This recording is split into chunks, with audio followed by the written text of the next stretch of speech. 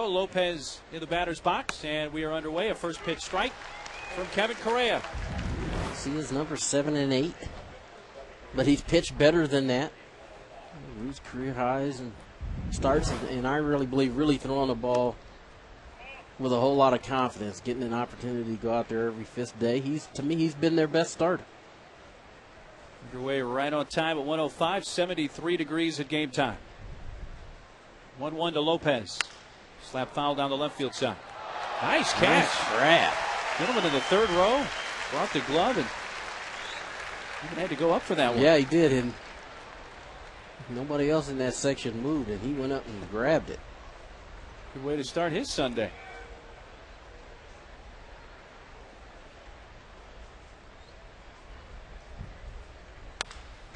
Right side, and Adrian to his right. The overhand toss to Correa, and that's the way this one begins.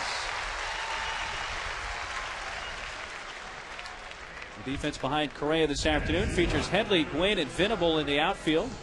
Cruz and Cabrera on the left side with Rodriguez and Adrian on the right, and Henry Blanco doing the catching. Kyle Blanks getting the day off from the starting lineup. Boy, he's swinging the bat really good. Shortstop Craig Counsell. It's kind of been a nice problem for the Padres today. A lot of guys swinging hot bats. I was just going to say, Buddy Black has to think about it a little bit now. He's got 4 outfielders kind of swinging the bats pretty good right now. Strike to Counsell. Clayton Richard making his Padres debut yesterday, and liked what you saw? Yeah, I like what I saw. He's fitting right into San Diego. Got the glasses on and chewing the gum. The starting pitchers all kind of hang out together in that dugout. Matt Latos there to his right. Matt will pitch tomorrow against Atlanta in the first game of that series.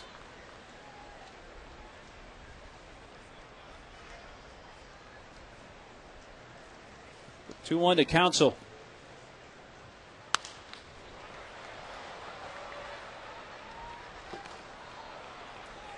Start number 22 for Correa. He's just about to hit the 120 inning mark on the season, which leads the club.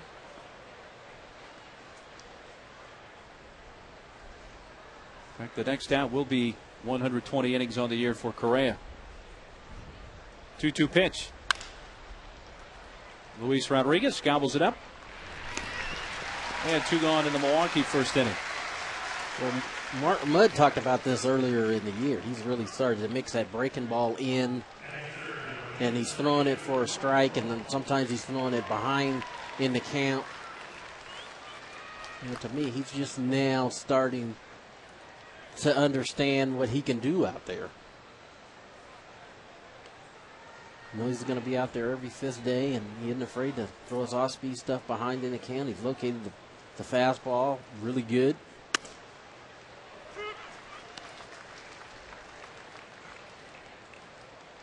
Tip of the cap to Kevin Towers for signing him. 21 homers for Ryan Braun. No balls, 2 strikes.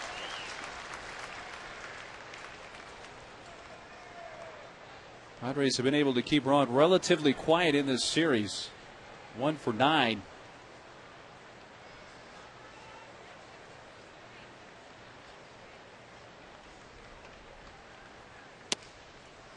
Hope he can keep him quiet one more day before they get up to his home area of L.A. and then he can get hot. You're right. I mean, I was saying last night, he's a good young player. The Brewers got to feel pretty fortunate to have a guy like Braun in the 3-hole, Prince Fielder in the 4-hole.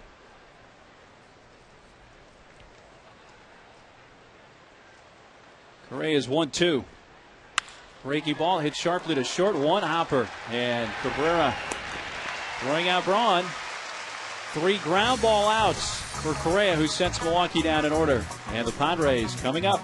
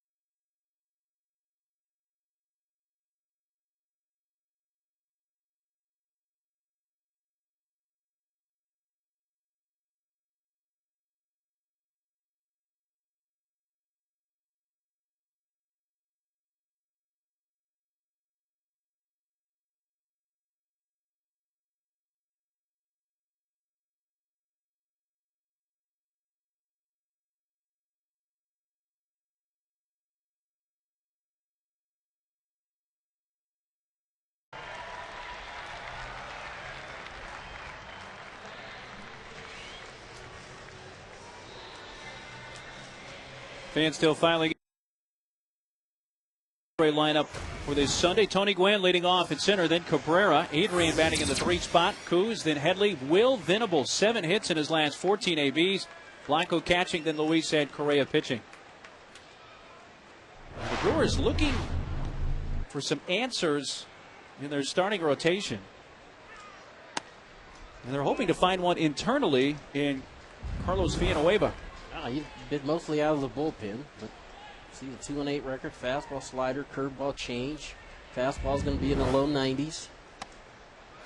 And you're right. I mean, Villanueva's pitched mostly out of the bullpen this year, but because of the injuries to their rotation, they're looking for somebody to come in there and eat up some innings for them. Cody takes a strike, 2-1. Villanueva made 9 starts last year. Was 2-5 as a starter with a 6.43 ERA, and his first start this season came recently on July 28th. Went 4 innings against Washington, gave up 5 earned runs, 8 hits. Threw 67 pitches in his last start, his first start. They're hoping for 5 innings or about 75 pitches to stretch him out today. Villanueva's 2-2.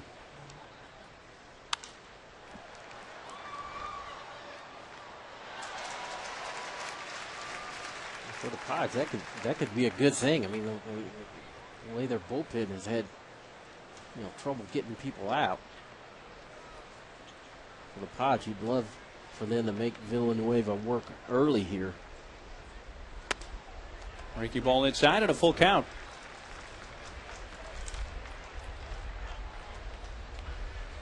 3-2 on Gwynn, leading off the San Diego first inning.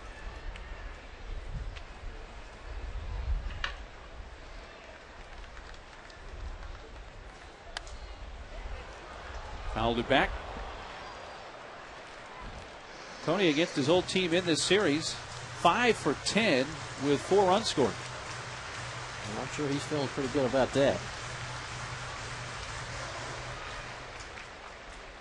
Don't know what it's like to be traded from one organization to another, but to left field, and Ryan Braun.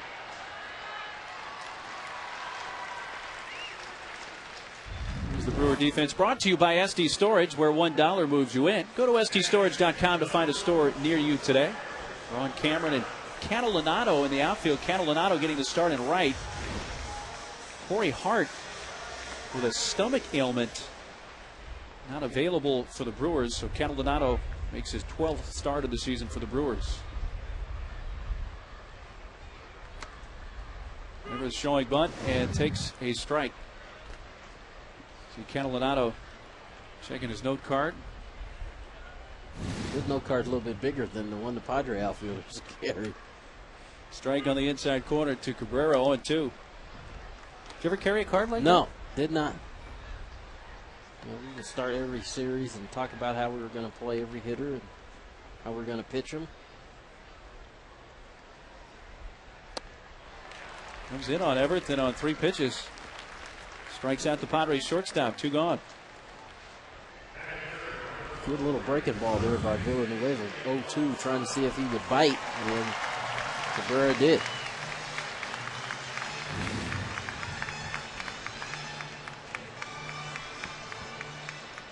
Two outs and nobody on for Adrian.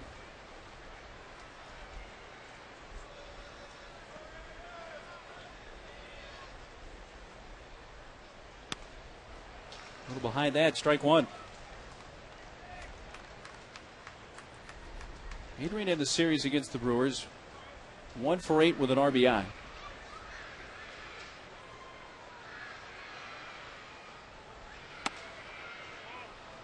Inside, a ball and a strike. We've seen early, Villanueva not afraid to throw that fastball up in the zone. See if Padres hitters would bite. Junior swung at it a couple of times, threw one to Cabrera, got him to chase the breaking ball. Slowly past the mound. What counts to the shortstop, cheating towards the first base side of the infield. Throws out Adrian, and Villanueva retires the Padres.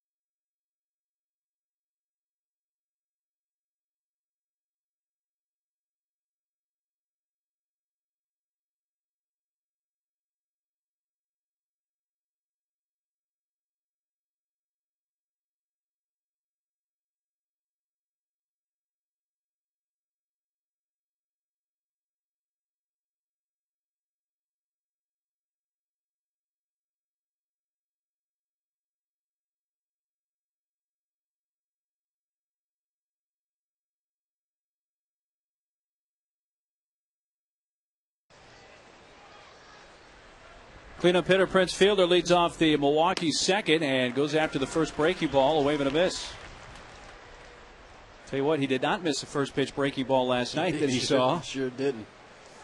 And he hit out in the 6th inning off Clayton Richard. That was the only run that Richard happened to allow in his 5 2/3 innings. Strike 2. He's just putting it all together this year. Hitting the ball to all fields. Hitting with power, driving in runs.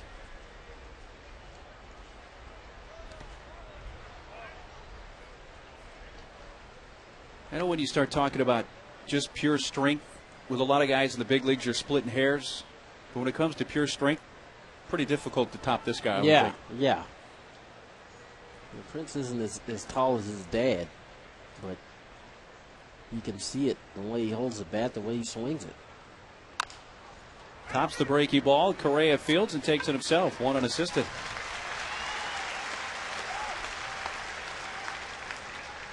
Could not square up the breaking ball of Correa there a couple of times. Well, Correa's breaking ball is more of a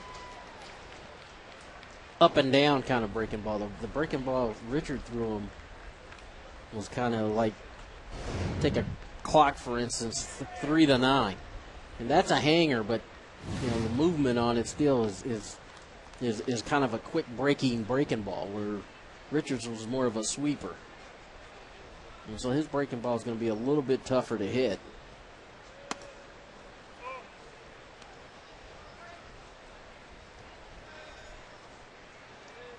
Casey McGee hitting the start at third base for the second straight night for the Brewers. Second straight game. Little roller up the third base side, foul. McGee and Fielder hit back-to-back homers in the 6th last night for the 2 Milwaukee runs. They came off different pitchers. The Fielder hitting his off Richard, and then Burke came in, and the first pitch he threw to McGee, he hit out to left center. And his wasn't a cheapie either. No, second deck. He put a good swing on his, too. Crushes one here to center field. Went back all the way to the warning track and makes the catch up against the fence. Tony going 395 plus. The straightaway center, and McGee flies out. See, that's why hitters swing at this ball up in the zone. You get a ball elevated like that, and you can stay on top of it. He put a good swing on this, just right at the base of the wall. Willie Jr. able to get back and make the play.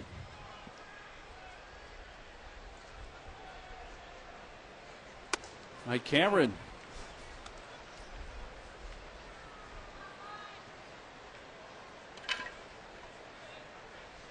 Two for 7 in the series.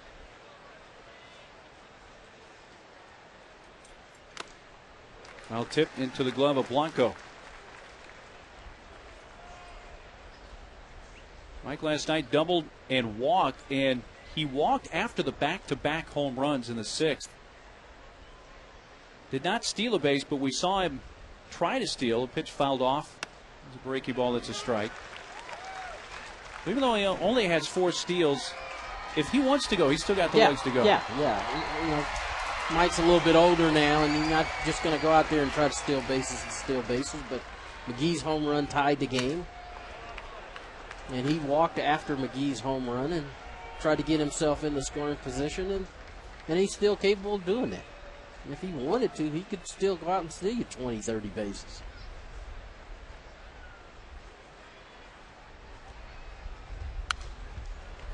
Everett stole 25 as a Padre just 3 years ago, 2006. His career high was 38 with the Reds in 1999, the one season he spent with Cincinnati.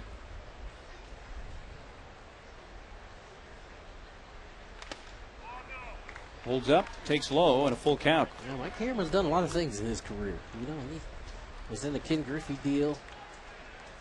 He went from Cincinnati to Seattle, became a Gold Glover outfitter out there. He's hit 4 home runs in a game. Solid defensive player, good offensive player. We talked about when he was here in San Diego. He was definitely one of the leaders on this Padre club that, went to the playoffs back-to-back years.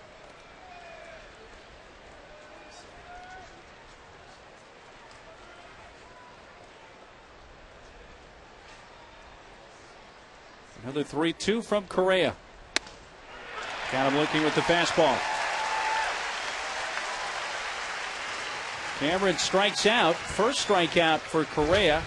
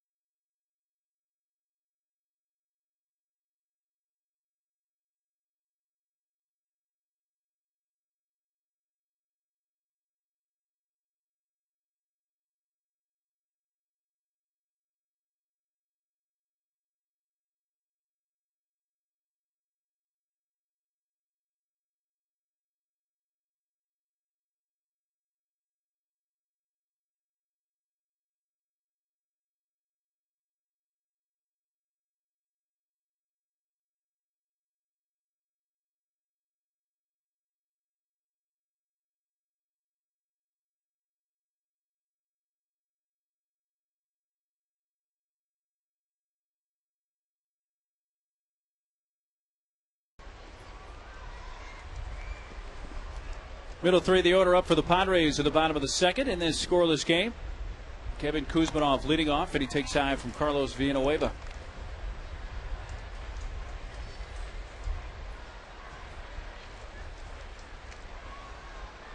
Three hits of the series for Kuz in 4 at-bats.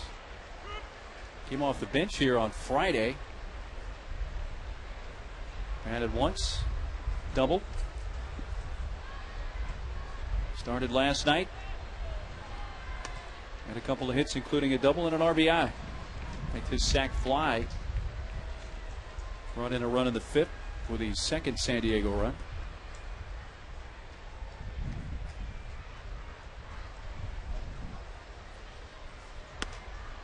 Outside, 3-1. We got a little breeze here today. Yeah. I think that guy right there, Randy Reddy, is going to be in Kuz's ear a whole lot. After the sac fly last night, he was chirping at him, letting him know what a good job, what a good AB that was. And I think Kuz is going to be one of those guys who really benefits from having a guy like Randy Reddy, because he's all about positive. He's not going to dwell on the negative. Check swing foul. Back into the seats. So one of Randy's traits will be helping guys relax? Yeah. Adding a little sense of humor, I think, to the day-to-day grind of playing 162 games. What was Randy like as a teammate? He was a grinder. He was a guy that he really made himself into a good hitter. And he did it just through hard work. Breaking ball high to Kuz. So a leadoff walk. Follow the road to Wintersville to Sequan every Monday and Wednesday now through August 12th, and win a share of over $500,000 in cash and hot new Corvettes. Brewer manager Ken Maka keeping a close eye on Villanueva, who's making just his second start for this season. Headley sends one in the air to right center field. Mike Cameron coast over.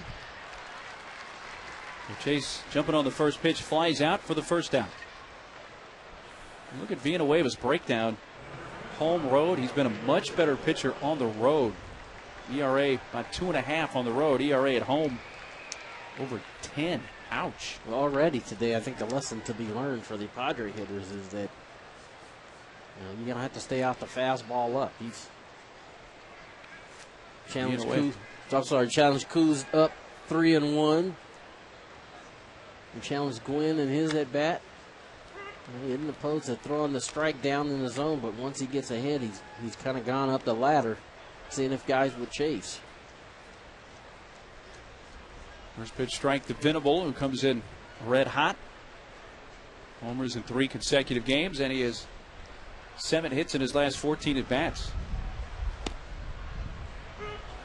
0-2. Backdoor breaking ball right there. He's been a big contributor to the hit parade, which has featured 10 or more hits each of the last 5 games for the Padres.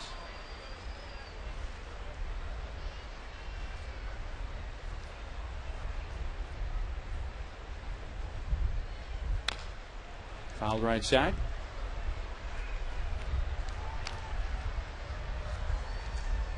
Will homered his first time up last night in the second inning. Ooh, that ball's down. He went down and got that ball. Nice catch by the fan. And that was after going the opposite way the last 2 games.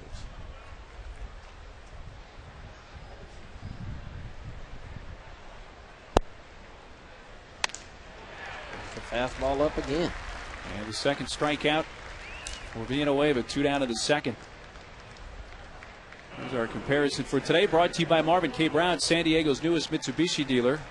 5 consecutive games, 10 or more hits. First time for the Padres to do that since April of 2007, but the club record, 10 consecutive games of 10 or more hits, going back to 2002. So halfway to that mark.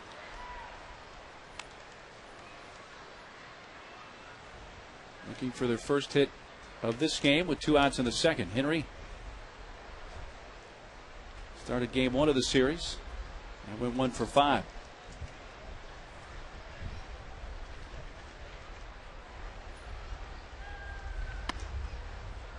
I'll tell you what, 10 straight games of 10 hits. That's some hitting. that's putting it together. Curious what the team record was during those 10 games. I assume it was more wins than losses. You would think so. Unless the pitching was giving it up on the other end. Well, that was 2002, so there were some years.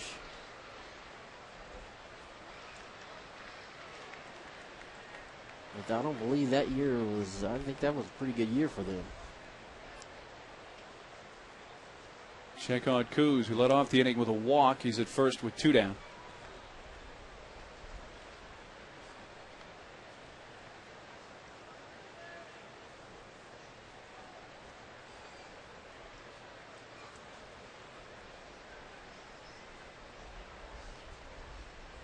The 2-1 pitch to Blanco. An off-speed strike. Well, Chiron Bob Wersdorfer lets us know that during that stretch of 10 games with 10 hits or more, the team was 500, 5-5. Wow. Team scored 65 runs over the 10-game period. On the ground is short, and Council makes the flip to Lopez for the force play to win the inning. Is this the day that Trevor Hoffman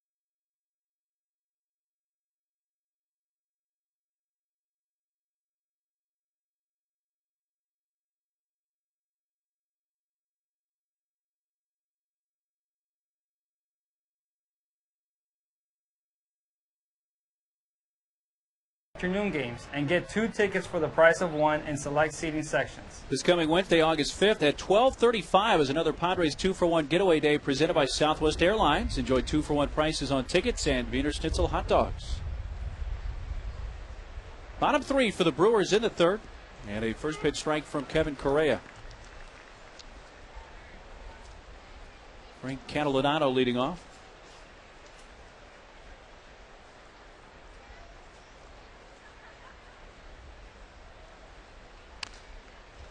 Fouled back, 0-2.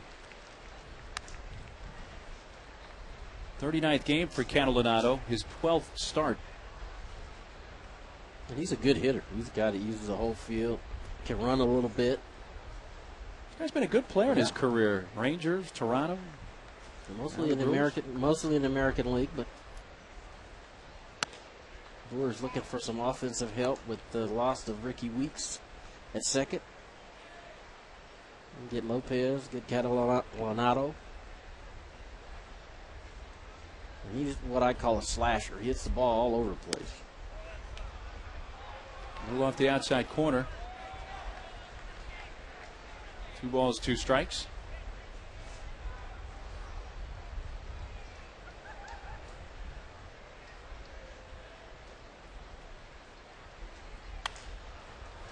Pops it up. Rodriguez and Cabrera, and it's the second baseman, Rodriguez.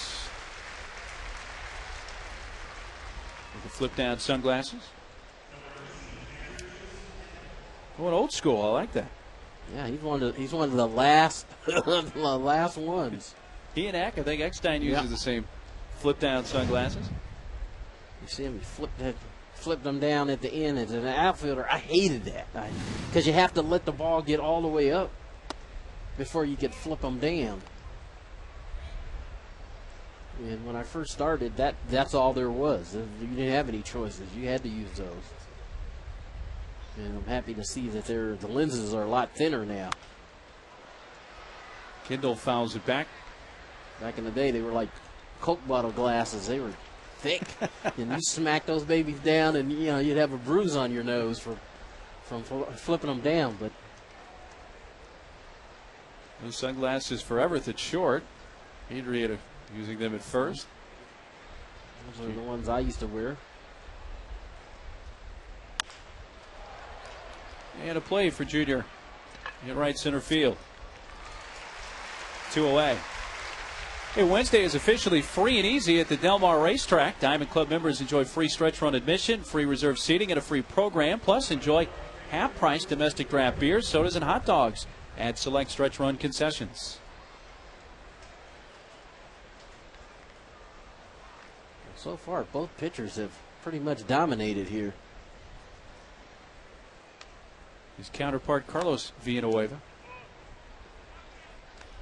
You talk about the way the sunglasses were in your time. Are you happy you played in the era you Absolutely. Did? Absolutely. It was, we thought we were ahead of our time in our time. And, and I tell people this all the time, the game has changed. Every night you come to the ballpark, you're going to see a guy throwing, low, mid to high 90s. In our day, there was maybe one guy a staff you'd see maybe throw 94, 95 miles per hour. Now, it's every night. So, even me of my old school thinking, you have to change a little bit. You have to try to adapt. They watch the pitcher, Villanueva. That is the first Brewer to reach base.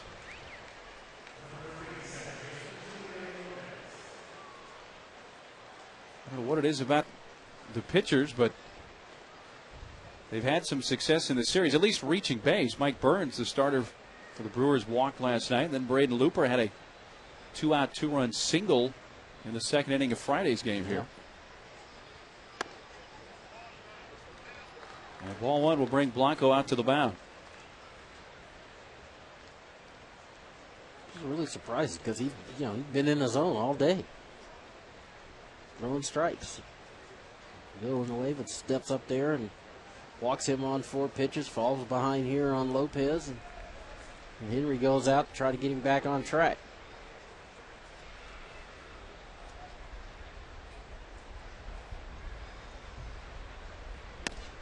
There's a strike. Lopez grounded out to the right side to begin the game. Adrian not holding the pitcher at first.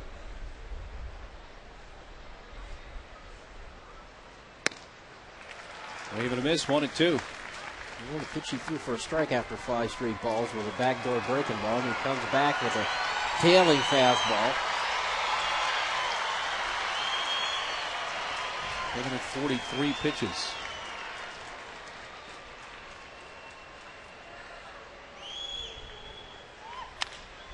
Towards right center field. Venable on the run.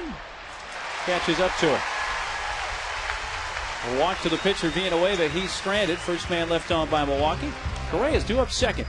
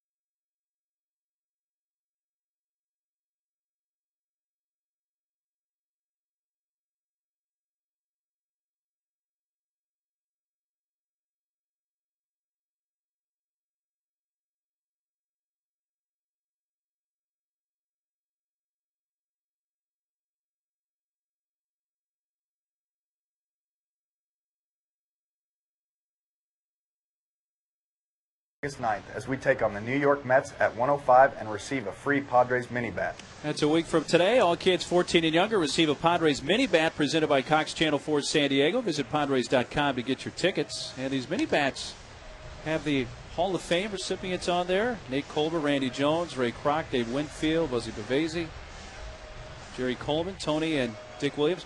Any pitchers make you feel like you were using a bat this small at any time in your career? No. Hey, by the way, Ryan Willweber is here with us today. He's got a nice seat here at the ballpark. Glad to have you with us, Ryan. Part of Super Kids Day 2009.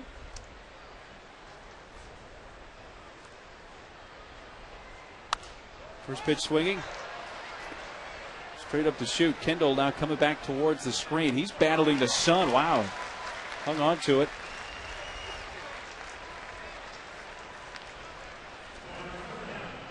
Again, high fastball. Challenging that hitter up in the middle of the zone. And it just, for hitters, it just looks like you can get on top of that thing. And Jason Kendall battling the sun. No sunglasses for him. Able to hang in there and make the play.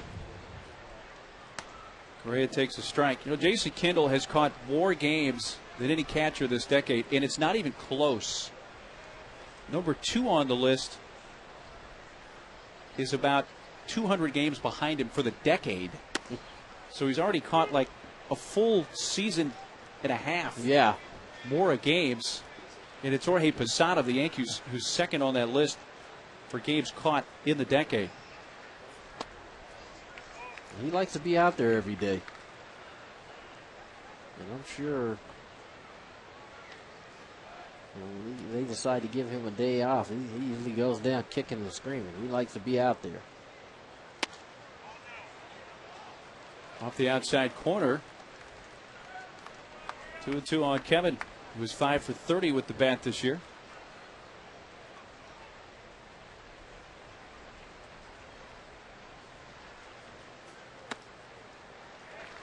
Villanueva's breaking ball spins outside, and it's a full count.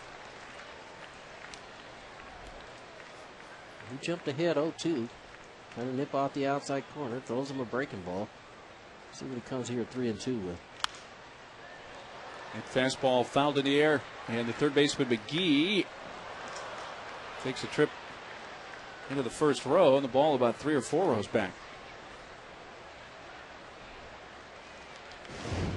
Again, see McGee not really knowing exactly where he was.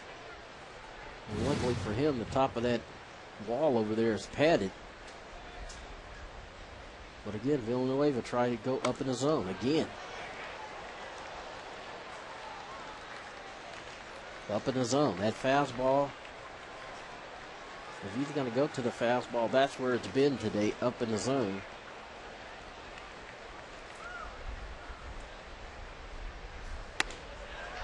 And he walked him. And he returns the favor. Correa walked Villanueva in the top of the inning. Now Villanueva walks Correa here with one out in the third. Hey, enjoy the AM PM all-you-can-eat seats here at Petco Park. You purchase a right field upper box, a right field upper reserve ticket, and enjoy your favorite ballpark foods all for one low price. The all-you-can-eat menu includes hot dogs or veggie dogs, nachos, popcorn, ice cream, novelties, and fountain sodas. And you can get your tickets today. Go online to Padres.com and find yourself right up there. Chomping away.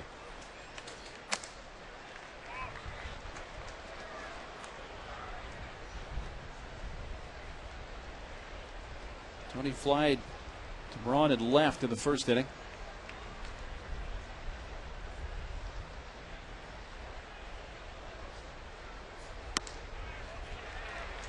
(2-0) and out to the mound goes Kindle. Junior he's been swinging the bat pretty good here lately. Seemed to find something towards the end of that road trip in Cincinnati and just kind of carried it over into the start of this homestand.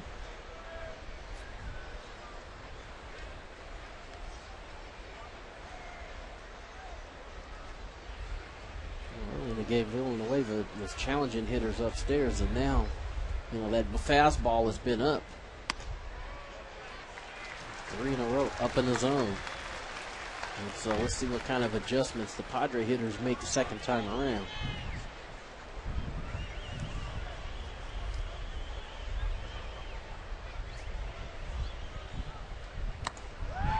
Back-to-back walks. This one a 4-pitch walk to Tony.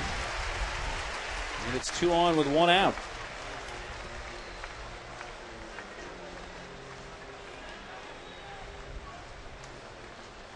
Padres without a base hit. And Villanueva has now issued 3 walks today. Will Castro, the pitching coach, out to the mound.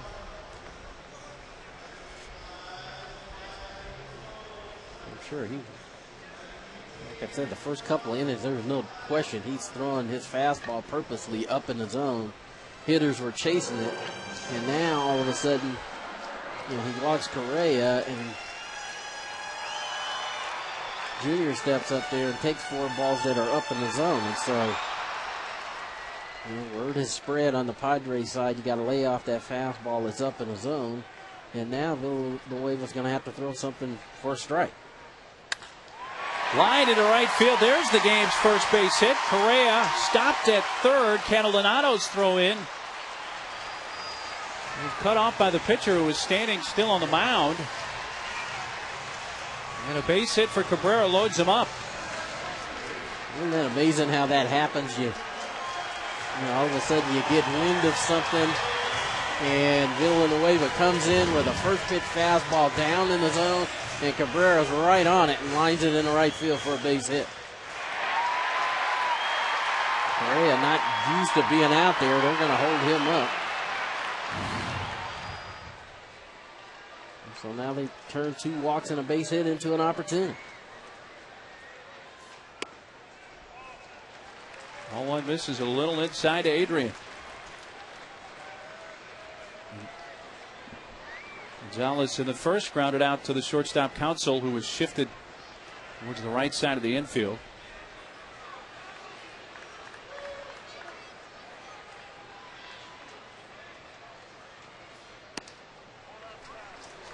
2-0.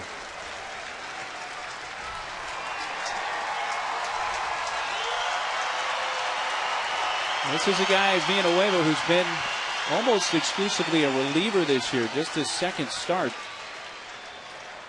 And the hitters, second time through, have had a lot better success. Right call. Again, you're coming in, when you're coming out of the bullpen, usually you're only going to go through one time. Go through the lineup one time, but as a starter, it's a little bit different. You're going to have to throw multiple pitches for strikes. Fouled straight back. Because these hitters are really good at picking up patterns, picking up anything. And that's a pretty good pitch down and away. A little bit of running away from Adrian.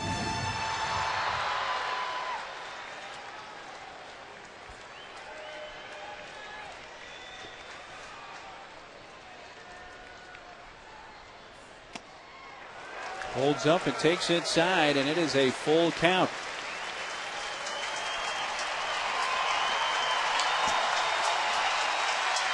Villanueva right at 50 pitches. They were looking, stretching out to about 75 pitches today. And hitter Kuzminov on deck. Bases loaded, 1 out, and a 3-2 pitch to Adrian. And a double play ball. Lopez out at second to first. They got it, and in the inning. Cabrera with the slide, tried to take out Counsell, but he got enough on the throw to first to double up Adrian.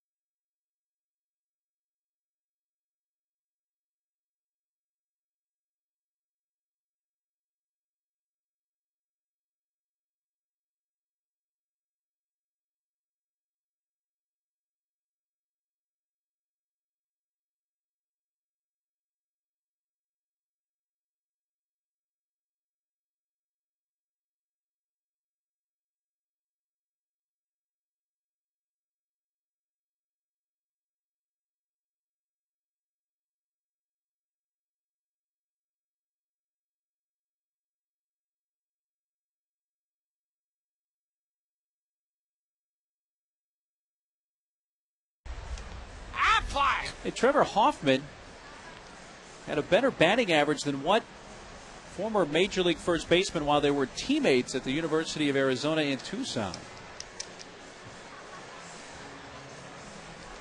Show that one for a while. The answer for you a little bit later on. Out of the order for the Brewers in the fourth. Counsell leading off. Ball one outside. Padres just a chance in the bottom of the third. Looked like a changeup to Adrian on 3-2. Yeah. You got to give Villanueva credit. Good changeup away and got the ground ball. And it's a rocket into right center field, and there's the first Brewers base hit. And it will go for extra bases. Venable cuts it off, but Counsell is at second with a leadoff double.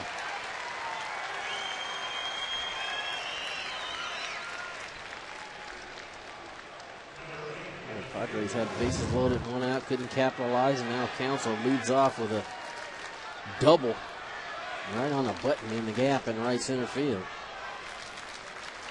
Little boy can cut it off, get it back in.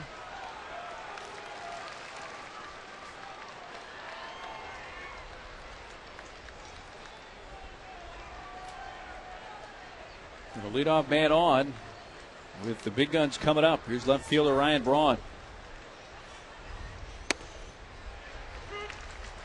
You saw Council getting to that ball, and he's changed his stance up a little bit from years past. Used to have his hands up real high. He had them a little bit lower, a little bit more under control, where he could control them a little bit better. Grounded to Luis. That will advance the base runner. Council goes over to third base. Council used to have his hands pretty much over his head. Yeah. That's the Council for the Florida Marlins, Arizona Diamondbacks. And now you see him, this is from the other night, a little bit lower, a little bit more control. And that ball he hit the right center there, he was right on the button. And Council only looks like he's about 27, 28 years old. Fielder fouls it away. He's played a while. And has found himself a couple of world championship teams. Yep. Remember him scoring the winning run for the Marlins?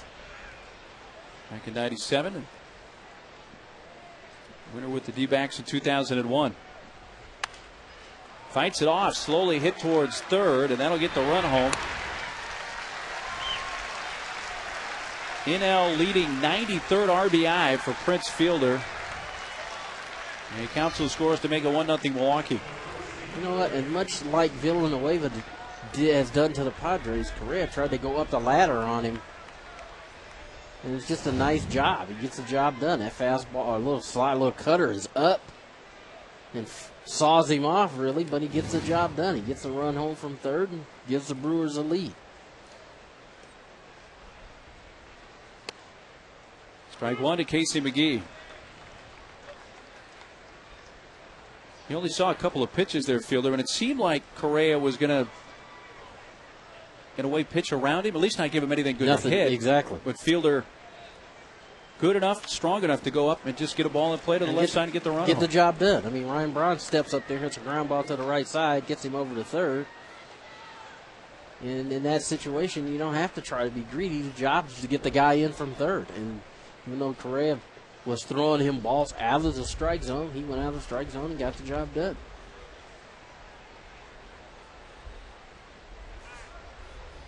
'93 ribbies. on August 2nd.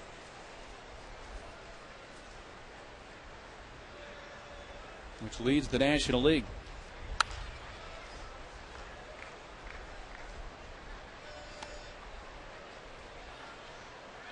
And from a Brewer standpoint, that's how you get yourself out of these ruts is you execute. You get an opportunity, you execute, you get it done. And their 3-4 hitters did exactly that. Wasn't pretty. Ground ball to second, ground ball to third, but got the run home.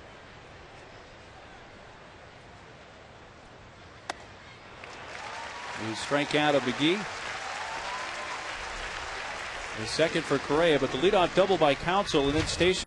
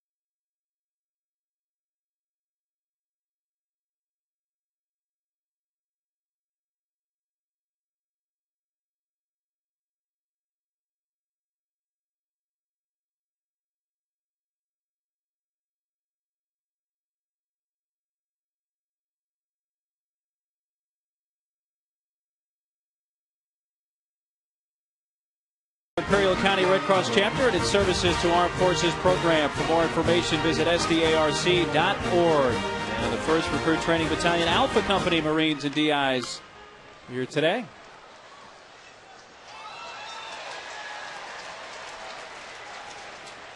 Cleanup hitter Kevin Kuzminoff leading off the bottom of the 4th. Big numbers over the last week for Kuz. He walked in his first plate appearance today. Breaking ball from Villanueva is low. 1-0 Brewers. They scored in the top of the inning.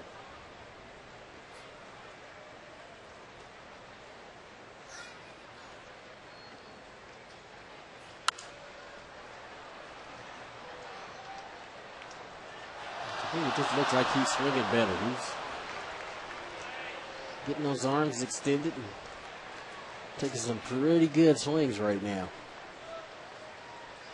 I think the same could be said for a lot of guys throughout this lineup for the Padres.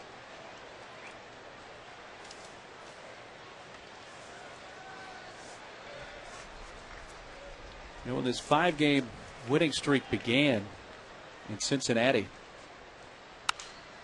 the team was hitting .230 overall on the season. They're hitting .236 now as a team, which doesn't sound like a lot, but to raise your team average 6 points this late in the season, yeah, absolutely, pretty significant. Yes, you're absolutely right. And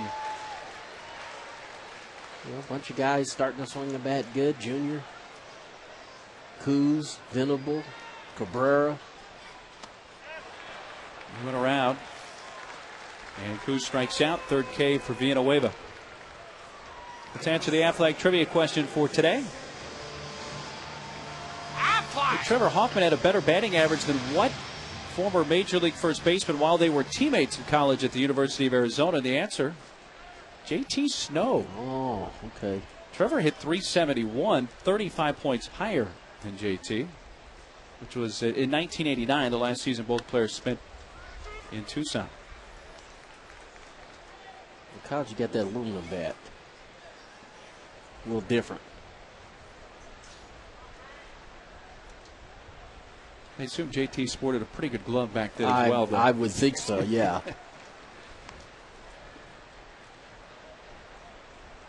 And it's, you know, college sometimes it's funny how that happens. Because Trevor played shortstop? Yeah, played shortstop. Got drafted as a shortstop. Went to the Reds as a shortstop. They converted him to a pitcher. Traded him to the Marlins, where he was a reliever. Was the first time I got a chance to see him. And he was traded here. You know, you just knew he just had closer stuff. And I told the story last night. I mean, the first day he came here, you just knew eventually he was going to end up being the closer. But I don't think anybody saw the kind of success that he's had and still having. 2-2. Up high at a full count.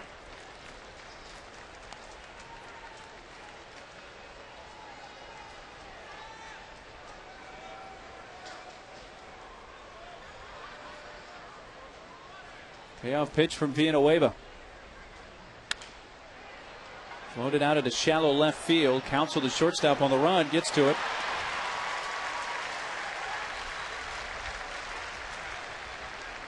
Now the left fielder Braun was not going to be able to get there, so that was Counsell's ball, and runs it down for the second out. Well, that's a pretty good pitch, fastball in. I'm not sure if it was a strike or not, but after throwing the high fastball, came in on him, and Counsell, only one who was going to be able to make that play. And obviously the sun's not as bad on the left field side as it is the right field side, because he never flipped those glasses down. Was able to make the play.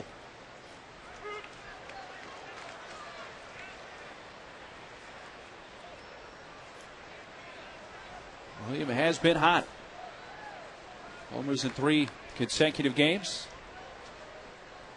0 for 1 today with a strikeout. And quickly in the hole 0-2. Pretty good pitch. Started him off with a breaking ball on the inner half. There's the same changeup he threw to Adrian Gonzalez. Changeup away, running away. Venable wave at it.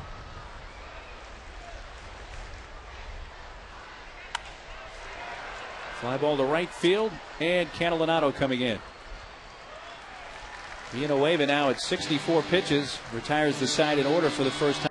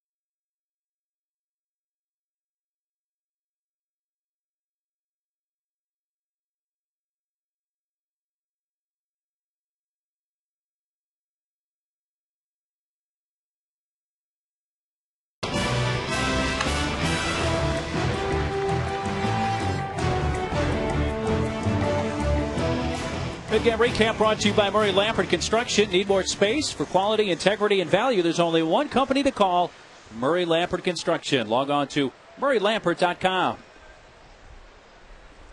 Got to keep that head covered. Nice hat. Top of the fifth, Mike Cameron picks up high for ball one. He struck out looking in the second. 0 for 1.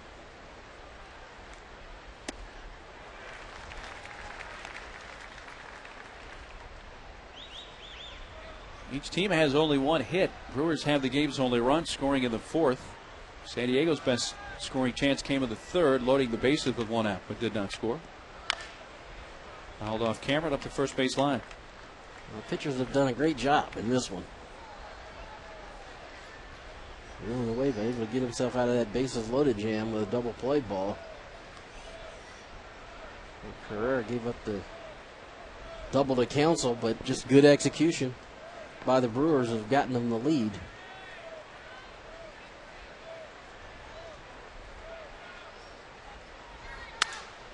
Cameron hits the breaking ball softly to short, and Cabrera has to hurry it there. Gets him by a step. Leadoff man gone in the fifth. Cabrera, knowing Cameron can run, you see him get this ball out of his glove and strong arm to first. Able to get Cameron by maybe a half a step.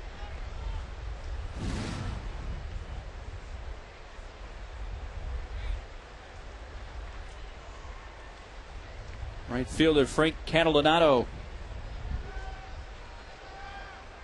getting the start in right field today. Again, no Corey Hart, a stomach ailment, has him out of the lineup. So Catalinato, who had been used as a pinch hitter each of the first two games of the series, gets the start today.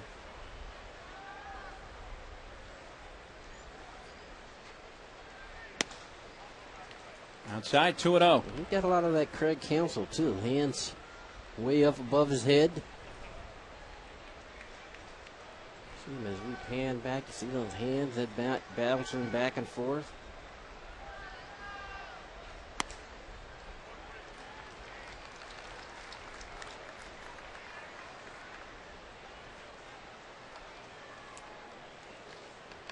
3-0.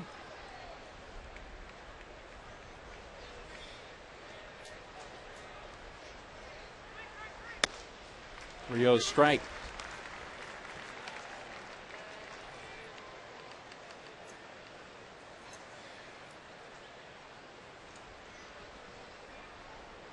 3-1 from Correa. Driven towards right center field, but tailing back towards Tony. In with the catch. 2 down.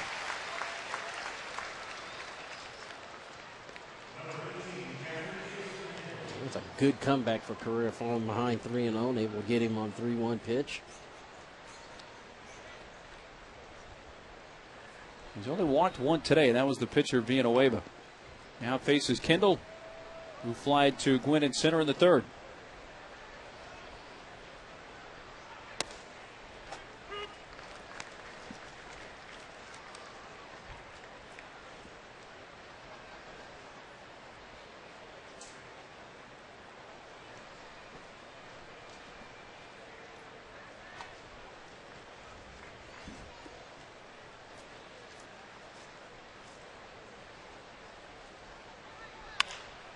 Towards third. Fair, diving stop. Kuz gets up, and Adrian crossing into foul territory, held the bag. And they get Kendall. Nice play on both sides from Kuzminoff.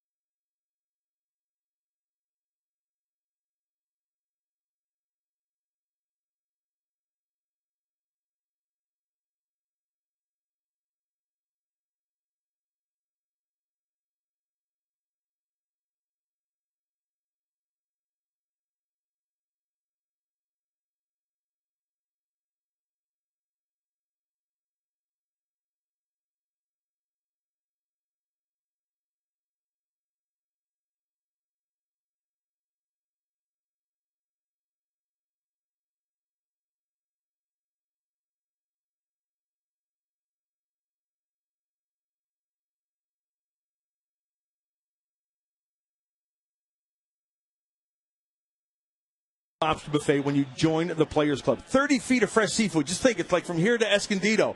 12 miles northeast of Escondido.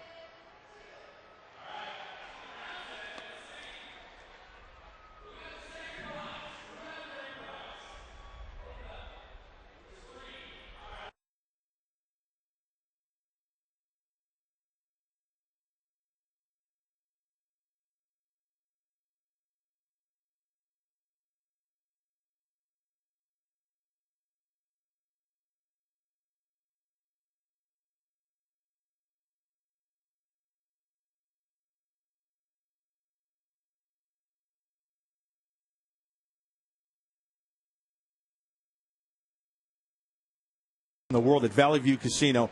All you can eat lobster buffet when you join the Players Club. 30 feet of fresh seafood. Just think, it's like from here to Escondido.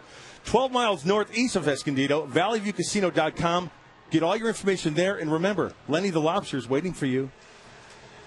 Yeah, Mud on Vacation. Mark Neely, Tony Gwynn with you from Petco Park. You know how Mud likes to do lookalikes with famous celebrities? Well, we've got a lookalike for Mud. That youngster we saw just a bit ago. That's him. That could be him. Or Mud is a baby.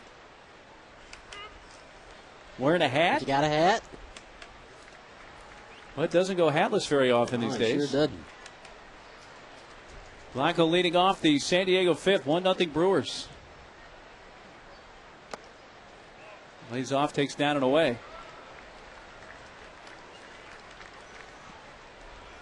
Blanco, Rodriguez had Correa in this inning. See if they can get something going off Villanueva, because this might be his last inning. They told us. 75 pitches or thereabouts, and he's at 68. We're hoping to get 5 innings and 75 pitches, and good chance he's going to go over the 75 pitches. But only one jam, bases loaded and 1 out, was able to get Adrian on a double play ball.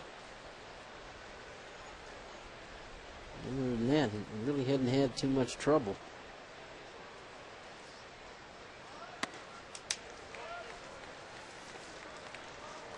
Former Brewer Henry Blanco.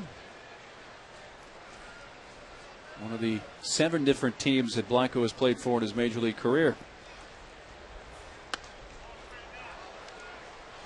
Holds up, and it's a full count. Trying to get him on that breaking ball, and Henry didn't bite. Henry, a Brewer in 2000 and 2001.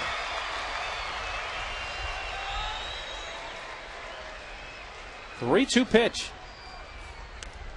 And he walked him.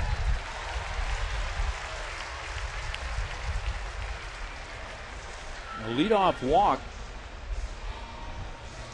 Villanueva's only allowed one base hit. That the Cabrera single to right in the third. But he has now walked four.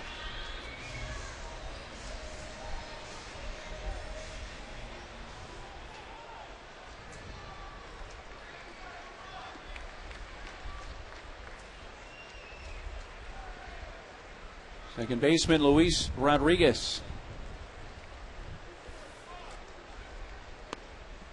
Down and away. Third baseman McGee in on the grass.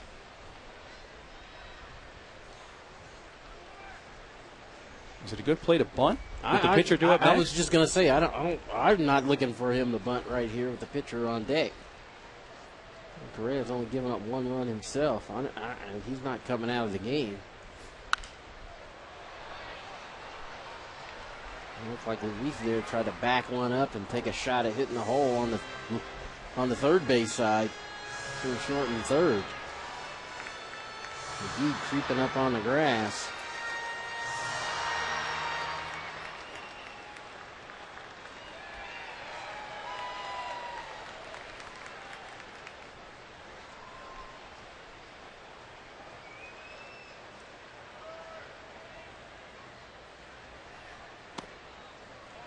It is low, 2-1. Left-hand hitter in this situation, ideally, you like to get something inside and hit the hole between first and second. But Villanueva really hasn't challenged. The only guy he challenged was Cabrera inside. Slow roller. Looking at second and then doesn't have a play anywhere. McGee. And I think that ball started a snow cone out of his glove.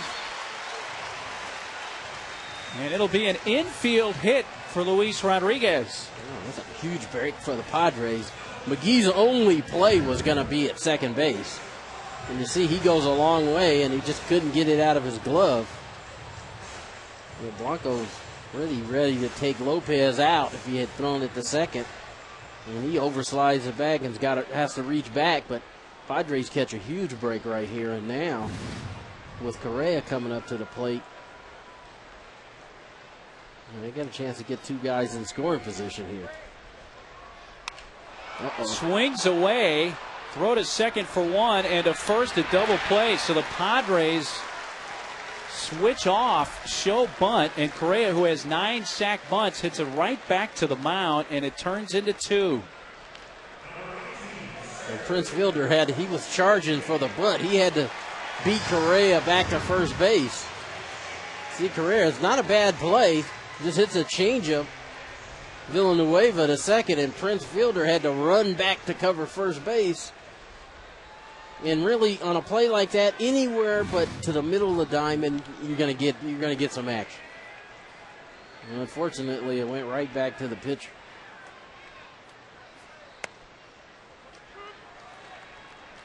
Well, the Brewers turned their second double play of the game. And the tying run, Blanco is at third with 2 down for Gwynn.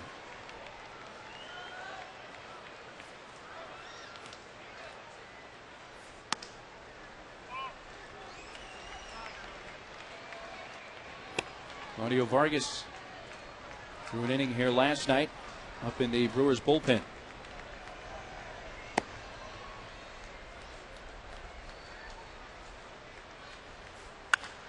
Line right at Fielder, who catches it thigh high to win the inning. Padres had another chance. A double play. It's bad luck. Keeps it 1-0.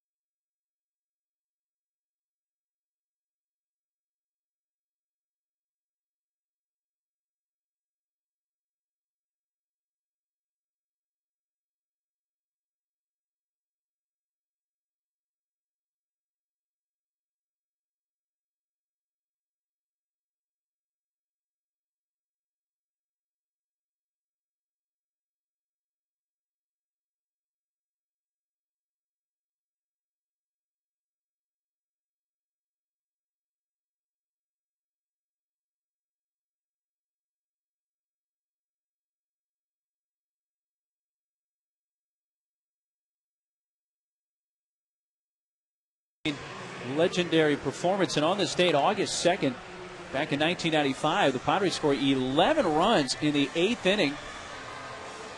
It's the only inning they would score in the entire game as they beat the Giants 11-3. It's the most runs scored in any inning in the National League that season. Correa returns to the mound to face the 9-1 and 2 hitters.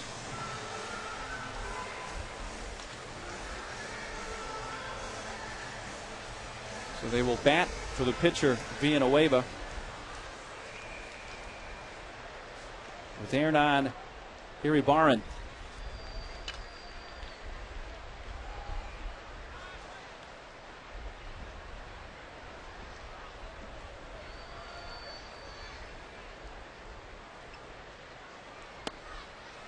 You know, the Brewers got what they wanted out of Villanueva today. They did. 5 scoreless innings, 79 pitches.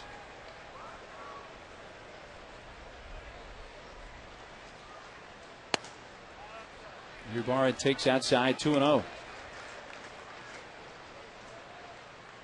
Correa working at 67 pitches here into the 6th.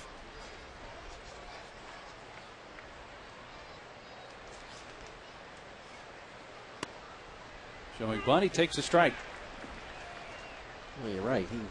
Villanueva gave them exactly what they wanted. 5 innings, shutout innings, and now they're going to have to go to the bullpen, which hadn't been their strength of the year. So we'll see how that turns out. Iribarren fouls it down the left field side to take it to 2-2.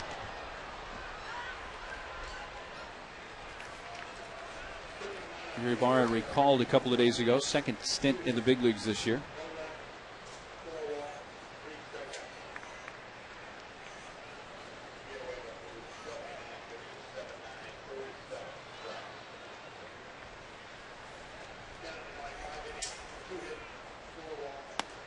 Breaking ball up and away and a full count.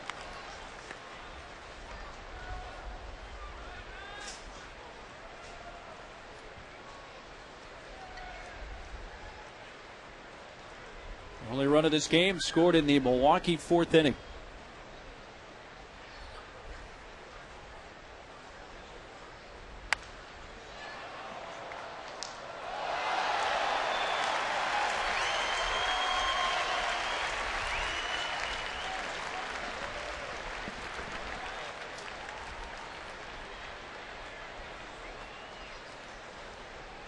Still full on Iribarren, pinch hitting for Villanueva. 3-2 pitch.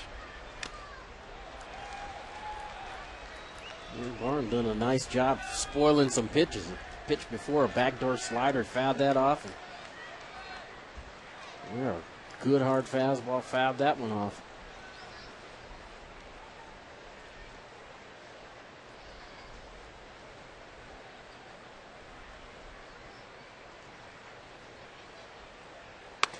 Got him. Strikeout of Iribarren for the first out. During that at bat for Iribarren, a fan made a nice play. Are Home Depot doing more on defense play? Home Depot, more saving, more doing. You can hear that ball land in the palm of his hand from up here. Bare hand. That had to sting. Top of the order, Felipe Lopez, the second baseman. Sails high.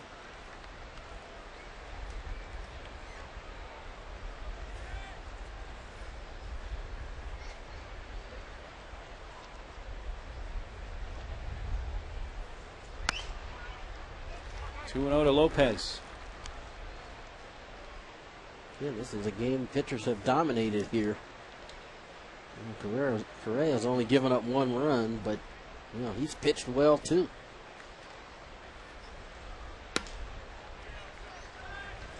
Behind 3-0.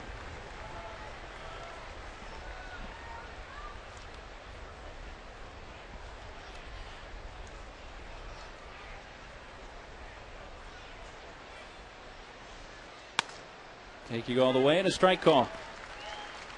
For Correa, the only negative here is the last couple of innings he's been falling behind hitters. And when you do that, the pitch count's going to go up. But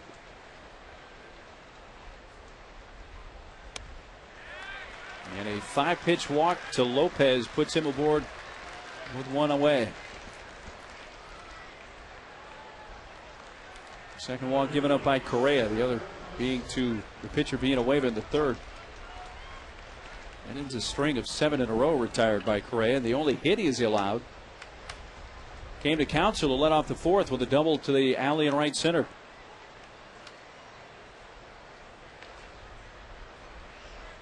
Counsell went to third on a ground ball and scored on a ground ball.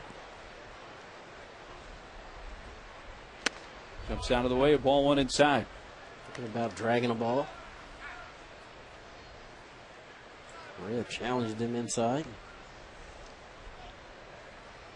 Sure, that's what Darren Bosley's coming out here to talk about. Falling behind the hitters. Really trying to be too fine.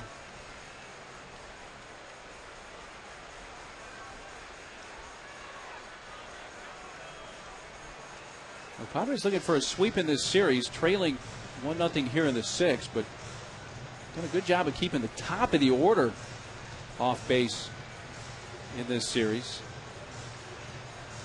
Even though the only hit for the Brewers today belongs to the two-hitter Counsell. Top 3 in the order for the Brewers first 2 games of the series, 2 for 24 combined. Yeah. And that's what you almost have to do that if you're going to beat this Brewer team. Keep those guys off the bases in front of Braun and Fielder.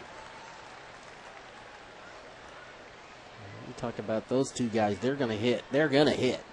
They're going to hit anybody.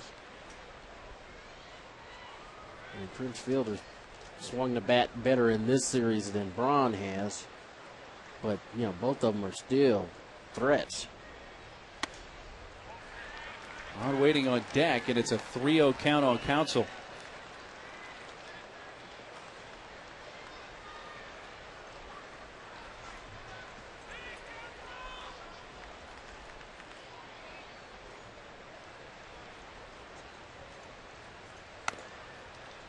A high strike.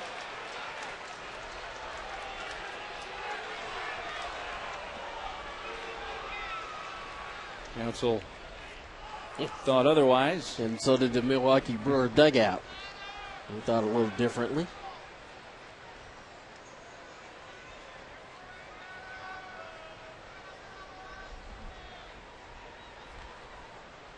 And Brewer trying to stay in the race in the Central. Come into San Diego and lose the first 2 games. Lose the first game after having a 7-1 lead. Now, this is an important game for them. They'd like to get back on the right track before they go face L.A. Checked. He went. Third base umpire Angel Campos, and Counsell's going to have to go find the bat and continue this because it's 3-2. Yeah, I thought he went. Yeah, he went. And so the high fastball. And then the check swing. And so I would bet Lopez is running here. And a throw over by Correa.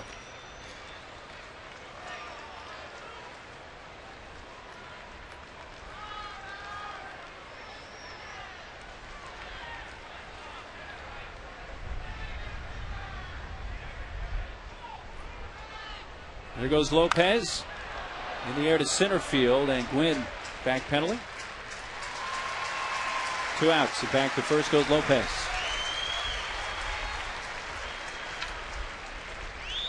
After falling behind 3-0, able to get Counsell, and it brings up Braun with 2 down.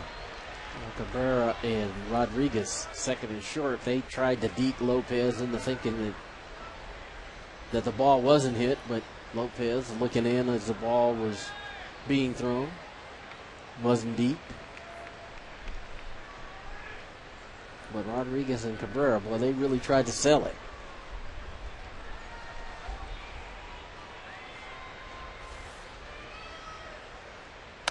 Way high, ball 1. Ryan Braun is grounded out twice in the first inning to the shortstop Cabrera, and in the fourth to the second baseman Luis Rodriguez.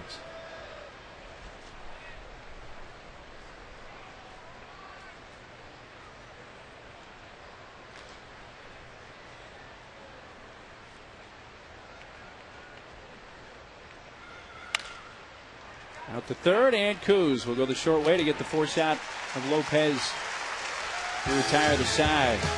Brewers strand just their second base runner today. They lead at 1-0.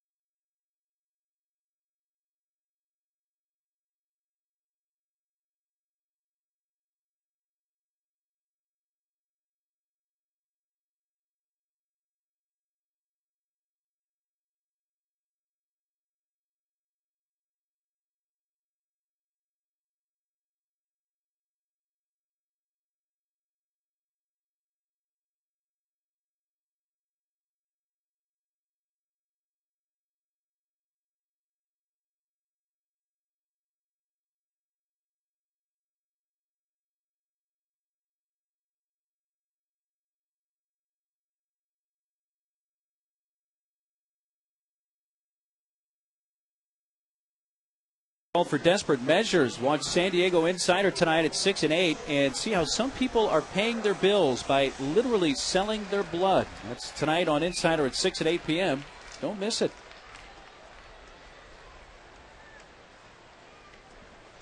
Part of the order for the Padres in the sixth. Brewers leading 1-0. Pereira takes inside, and a new hurler for the Brewers is Claudio Vargas. See his numbers. Came in last night and won an inning.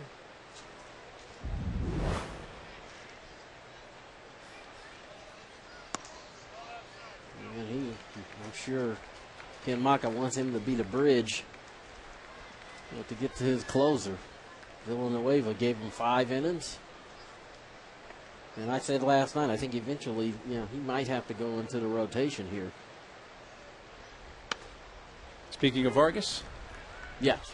Who has been a starter at times in his career.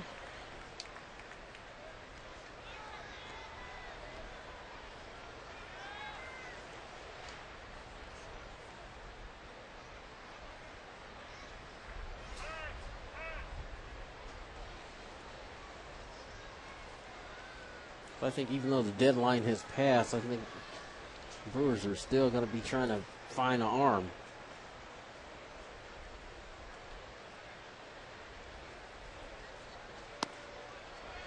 Handed away 3-1. Yeah, always still trades that get made after the deadline without waivers. So some guys get through. Dave Bush is on the DL, and Jeff Suppan just went on the DL. Seth McClung is on the DL. A leadoff walk to Cabrera. Here comes Adrian, 0 for 2. Rolled into a double play. The bases loaded his last time up. Here's the pitch track of that last AB. Fastball away, 1-2. Fastball fouled off. Breaking ball. There's the changeup. He threw him changeup away. And Adrian tried to pull it, hooked it right to the second baseman, and they were able to turn two and get out of the inning.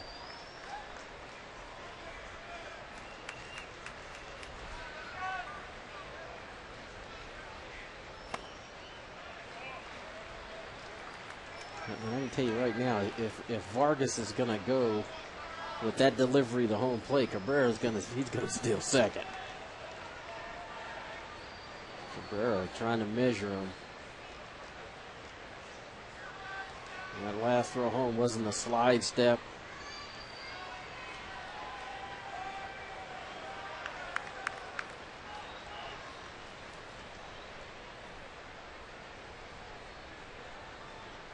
Ever 13 steals and 14 attempts.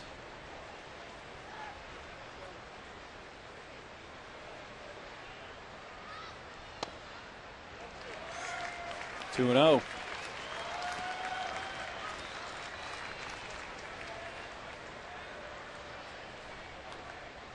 Shift by the infield. Third baseman McGee way off the line. Shortstop Council only a few steps to the third base side behind the bag at second.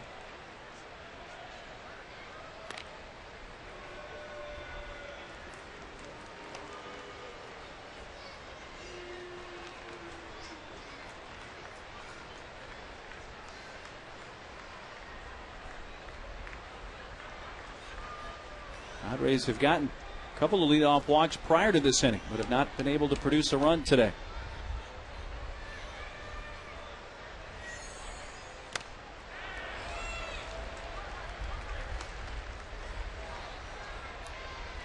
Vargas challenged Adrian right there. 2-0 fastball.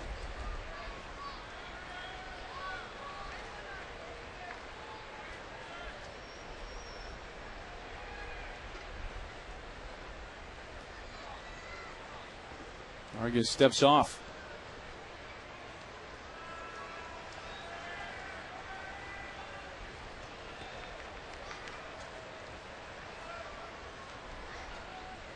Everett leads away. Nobody out in the Padres' sixth.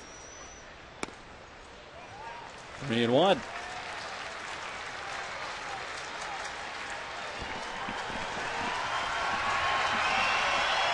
No hitter. Kuzminoff on deck.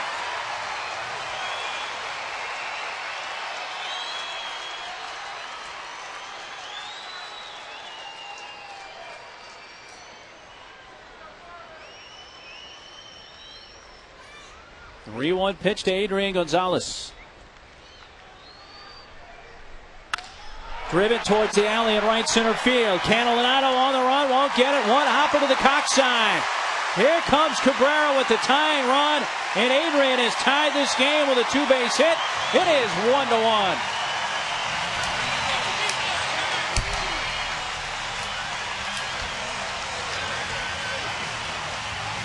Nice job of hitting there by Adrian Gonzalez. Cabrera giving Adrian a chance to swing the bat. And you see that ball was not where it was supposed to be on the inner half of the plate, and he whacks it into the gap in right center. With Cabrera's speed, there was never a doubt whether he was going to score or not. And so now, Padres come back to tie the ball game. Let's see if they can execute like the Brewers did with a man on second to get the second run in. Outside to Kuzminoff. It's amazing how games can turn around so quickly with that leadoff walk. That location of that last pitch to Adrian, Jason Kendall wanted that ball down and away. Instead, it was middle in. And you see Kuz taking a shot at right field. A little bit late on the heater, but again, you're talking about execution right now. You've tied the game, and now they're trying to do the right thing, getting the ball over to the right side and get Adrian over to third. Pitching coach Bill Castro out just as the bullpen gets busy. Left-hander Mitch Stetter.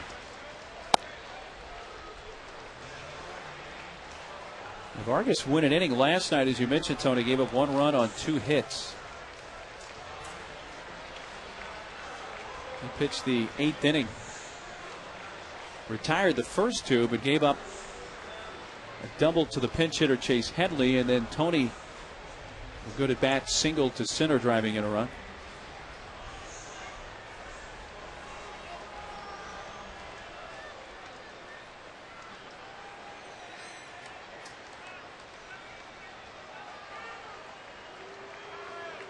One now in the 6th.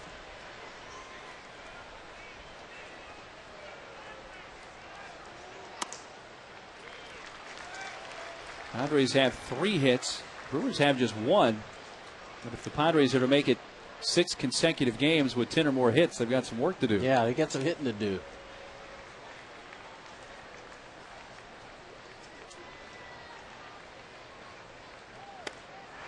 Big wave and a miss, 2-2. You know, and as nice as that is, having 5 straight games with 10+ hits or more, I think the thing they like more than that is just 5 straight W's. And this is a situation again where, you know, doing the right thing, you know, might end up getting you a W at the end of the day. Now biting. Brewer starters like to go up in the zone when they're ahead in the camp. Trying to get them to chase something up in the zone. Full count on Kuzminov.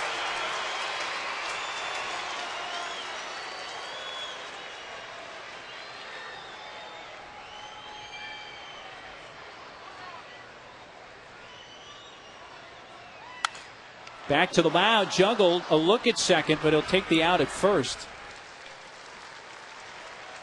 He might have had a chance at second, but didn't have the time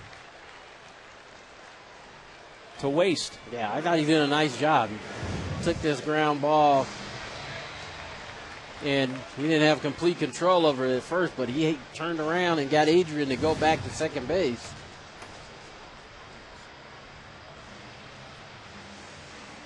Ken Maka out, and they're going to bring in the lefty and turn Headley around to having bad right-handed. You can stop by Discount Tire for a free tire inspection and air gauge. And if you're not satisfied with one of their tires, please feel free to bring it back.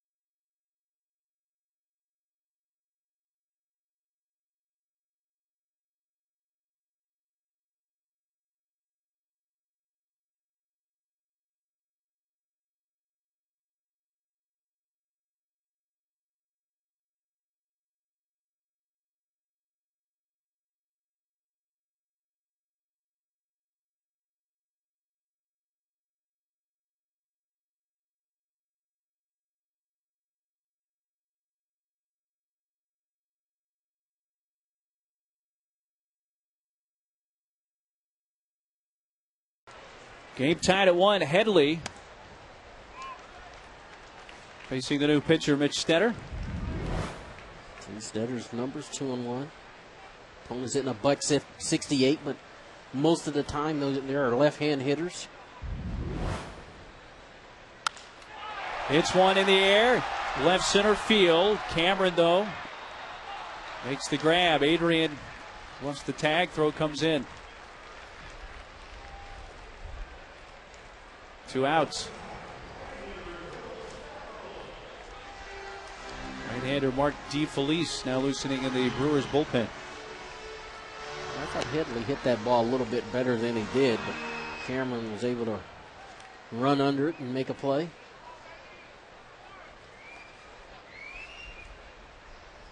Well, his fan had fly to right.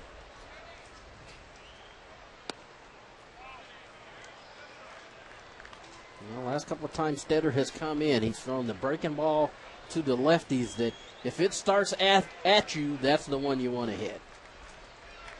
That one has been the one that hit sharply, but taken on the short hop in the backhand by Fielder to win the inning. Prince Fielder's made a couple of nice plays at first base.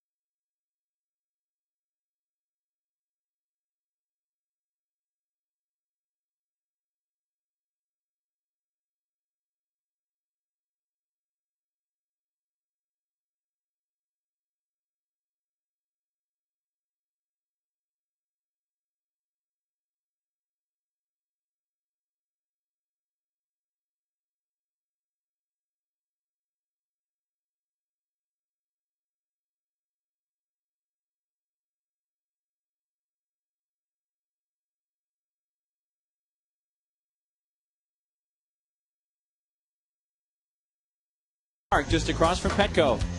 By MTS. Save gas, save money. Ride MTS to Petco Park. For more information, log on to www.sdmts.com. And by Ron Baker Chevrolet, your home for the Silverado Superstore.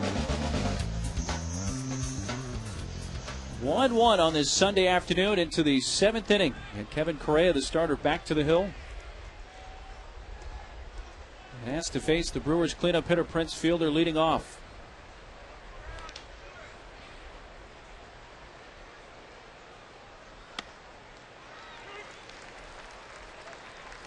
Fielder 0 for 2, but he knocked in the only Brewers run in the 4th with a ground out.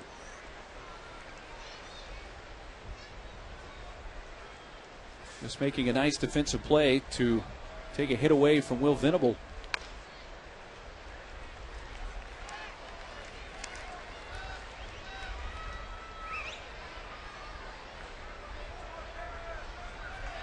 Well, here we are in the 7th inning, and Correa has given the Padres another quality start here. Padres have scrapped together a run to get him even.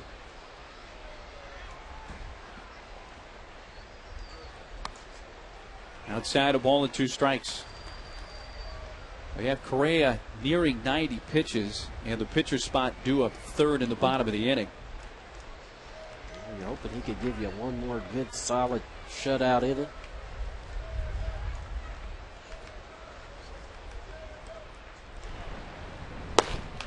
Gregerson and left-hander Joe Thatcher up in the Padre bullpen. Todd Coffey for the Brewers.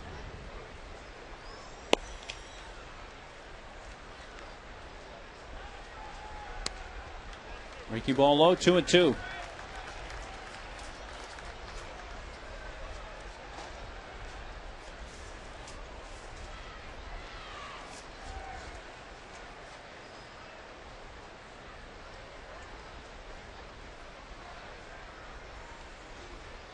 Fielder hits it sharply towards the middle, but Cabrera cheating that way, able to get to his left and throw out Prince Fielder.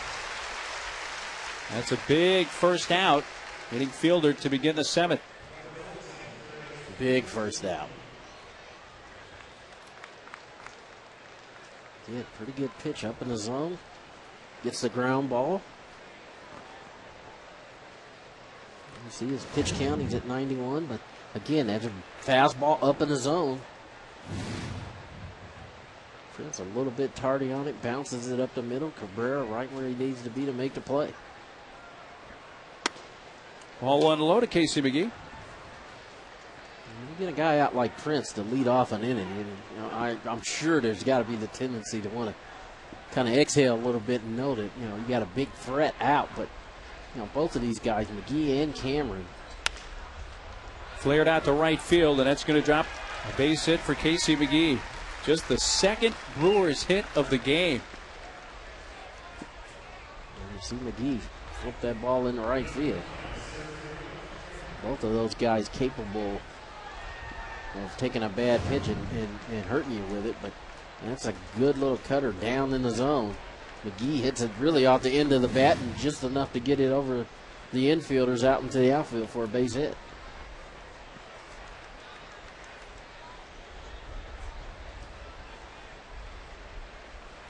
Center fielder Mike Cameron with 1 on, 1 out.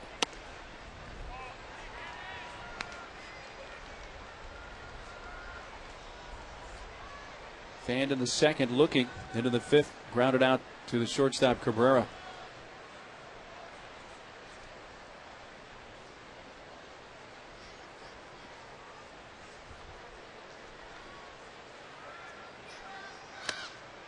A strike call.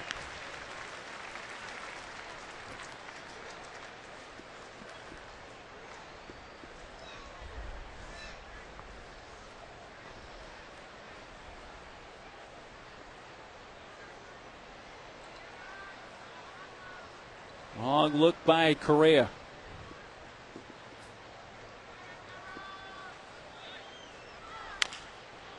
Pulled foul. Mike Cameron, who won a Gold Glove here with the Padres in 2006.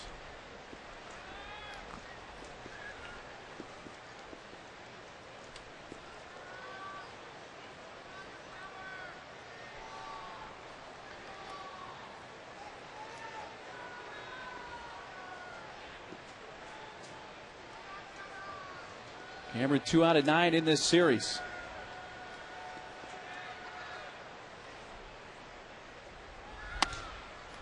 Fastball up and away at 95 miles per hour. So Carrera still feeling pretty strong.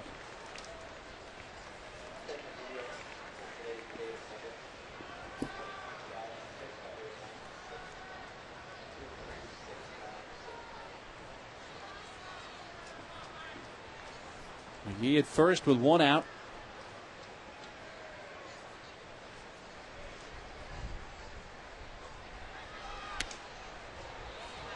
And he's going to take it full.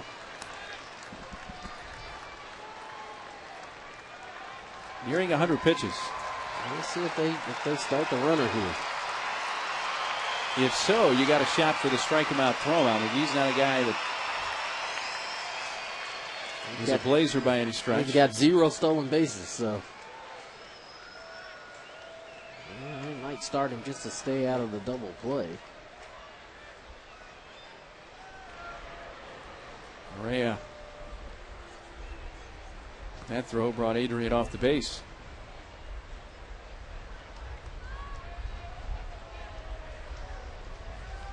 Well, this Brewer team really doesn't do a whole lot of running. Only 36 stolen bases as a team. McGee does not go, and it's ball 4 outside. Padres have a decision here. You got a lefty, Catalinato, coming up. We've had Thatcher up in the bullpen. And Bud's going to come out.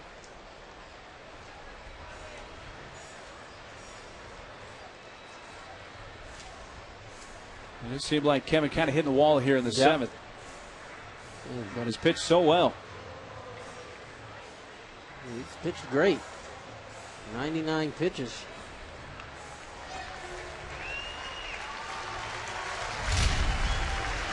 Correa's day comes to an end after his 99th pitch, and they're going to bring in the lefty Thatcher to face the lefty Catalinato. This pitching change brought to you by San Diego Harley-Davidson, where we are always country first.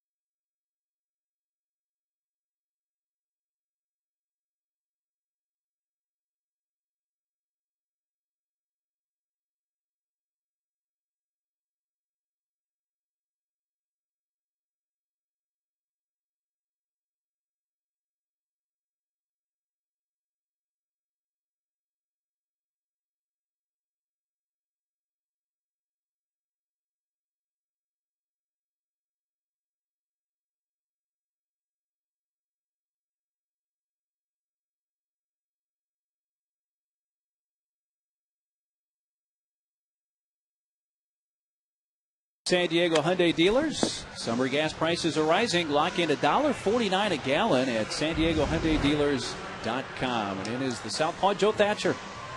See the numbers. Opponent's hitting 241, and here's a, he's a tough. Thatcher's a tough kind of left-hander for left-handers to hit, just because of sense that arm angle is going to be a little bit different. He's a slinger. Catalinato is a guy that has seen these kind of guys before, but Thatcher going to be a difficult guy to pick that ball up on. Back foul by Catalinato, strike 1. And he's going to attack it right away. Much like Mitch Stetter on the other side for the Brewers. Thatcher's got a little bit more velocity.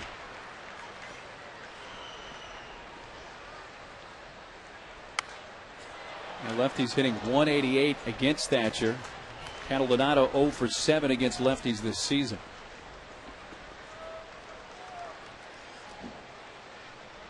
Thatcher not trying to jump out there to try to pull it either. He just trying to put the barrel on the ball. Ooh. Up and in.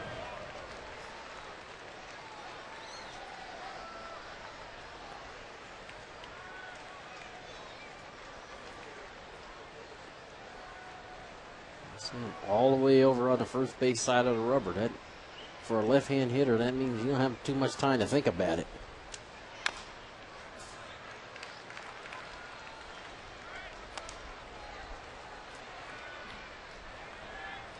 And I mean, he's all the way. I mean, his heel is just on the rubber.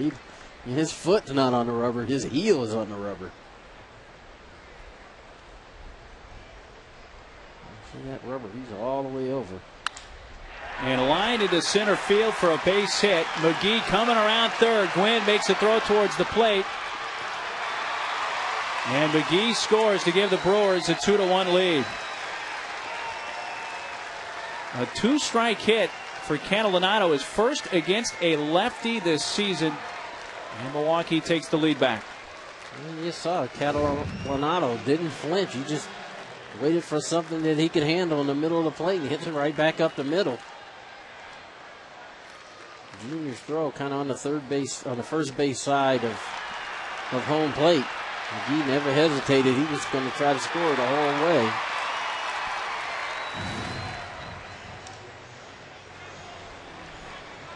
Well, the right-handed hitting Kindle coming up.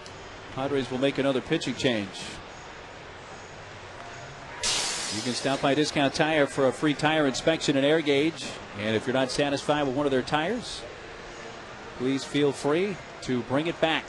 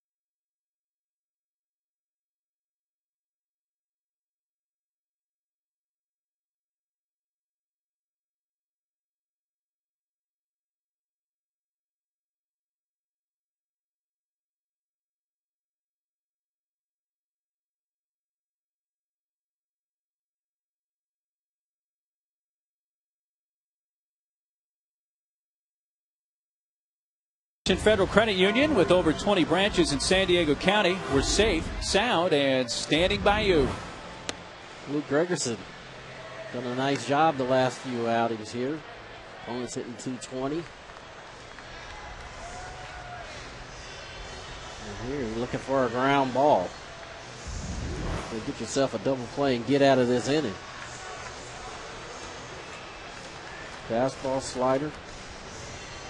And the slider's been the pitch for him the last couple of days. He's really been able to do a really good job with it. Luke inherits runners at first and second, one out. Now a 2-1 Brewers lead in the seventh. 8th spot in the order up. Catcher Jason Kindle.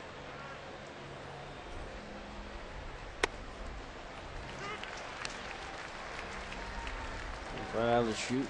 First pitch slider for a strike.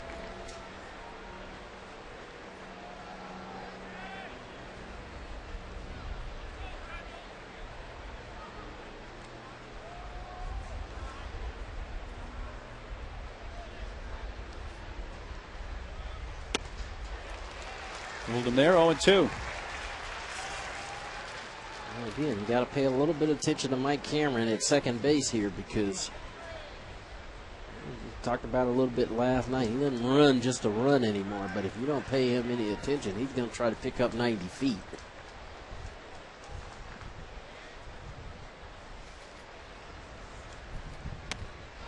Three pitches, and Kendall strikes out, 2 away. Oh, that is just a really good slider. Late breaking. See a little short break on that.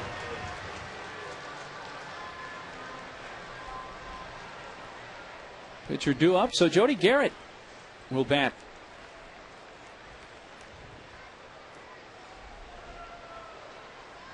Jody, at the time of the trade earlier this year, was hitting .221 as a Padre with 4 home runs. 149 as a Brewer.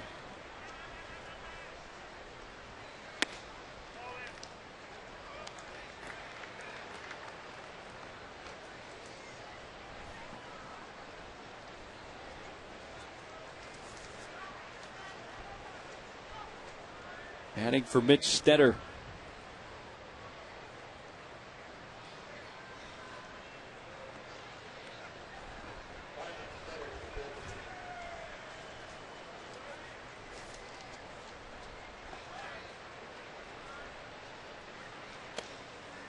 And at the knees, a strike call. Jody pinch hit here in the first game of the series Friday night and grounded out to the right side.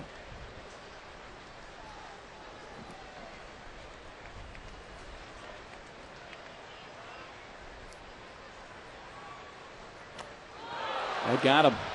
Garrett hit by pitch. And it loads the bases.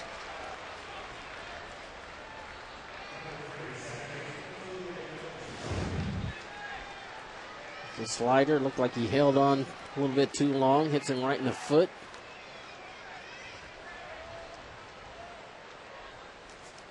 See the ball bounce up and hit him.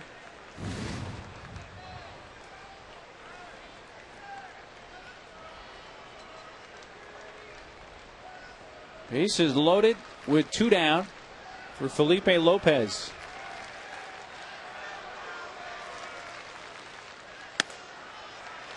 Strike 1 on the outer half.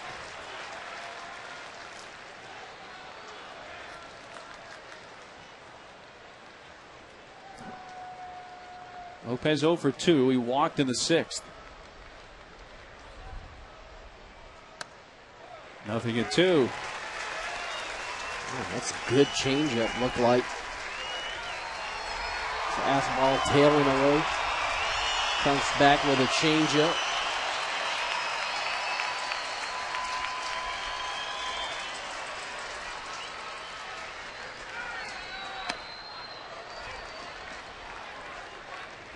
Key spot here, trying to keep this a 1-run game. Brewers have scored a run in the inning to reclaim the lead on the Frank Catalanato base hit.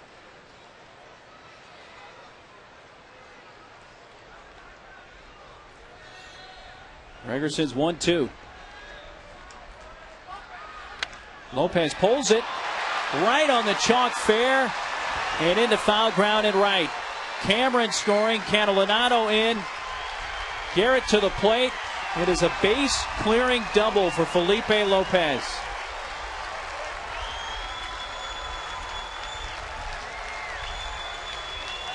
5-1 Milwaukee.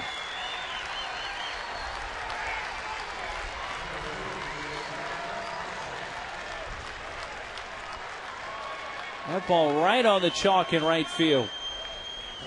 Well, it couldn't have been fair by too much. It's a slider that kind of hangs in the inner half of the plate, and it's just inside the line.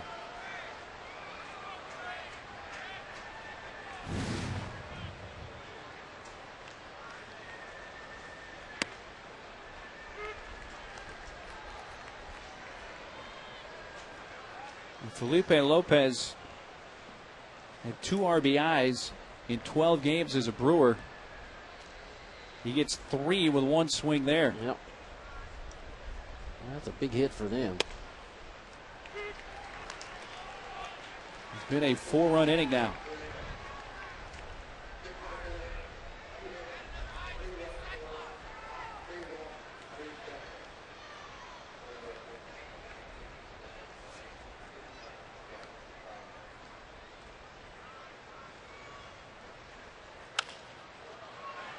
Shallow right, racing in, Venable, diving. It falls in, and here comes Lopez with the 5th run of the inning.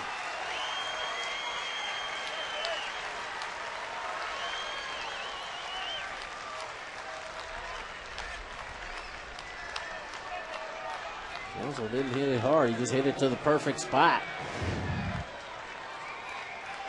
Fastball in, jams him. Venable unable to get it.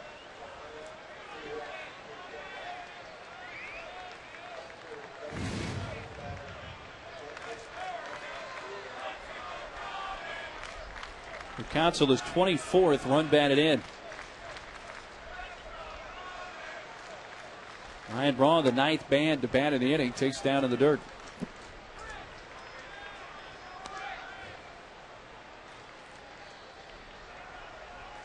Now this Padre bullpen that has been so reliable, especially during the winning streak,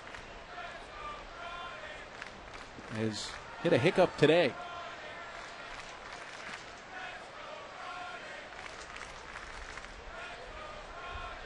Two strike hits, though, for the Brewers. Yep. Kendall Donato with 2 strikes. Got the go-ahead run in. Lopez. That's through the left side, a base hit for Braun.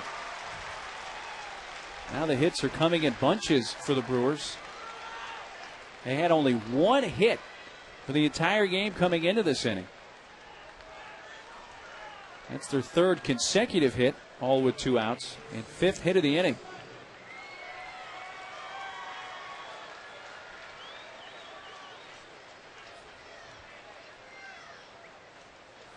Bud Black comes out with the lineup card, and it's going to be double switch time. The pitcher spot is due up 3rd at the bottom of the inning. So Kyle Blanks is going to come in, replace Venable, who made the last out of the Padres' 6th. This pitching change brought to you by San Diego Harley-Davidson, where we are always country first. Looks like Perdomo coming in for San Diego.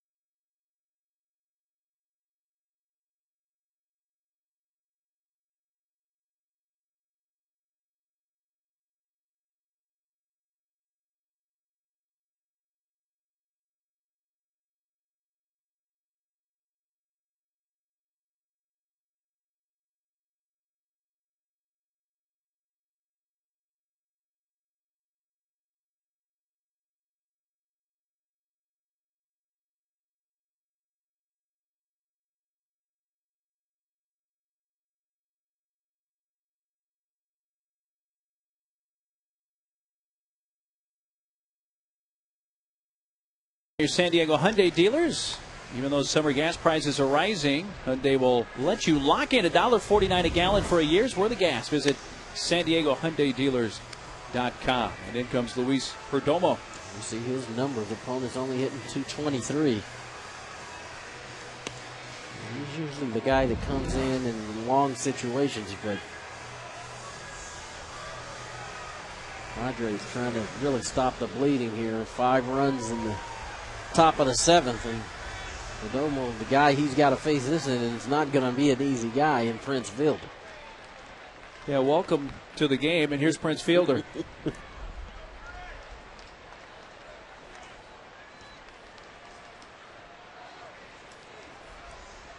Prince 0 for 3 with an RBI on a ground out in the fourth that chased in the game's first run.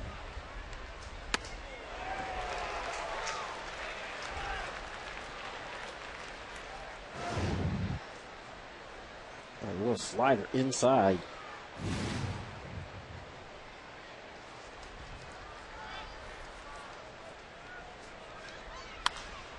High fly right field.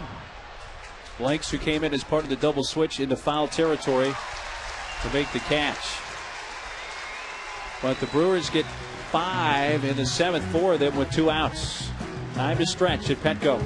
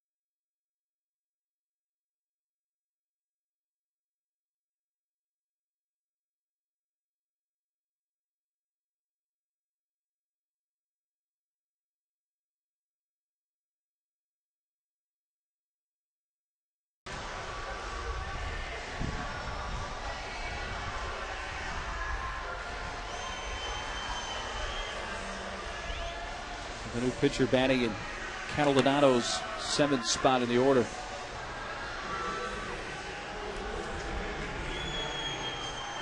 Henry Blanco to lead off.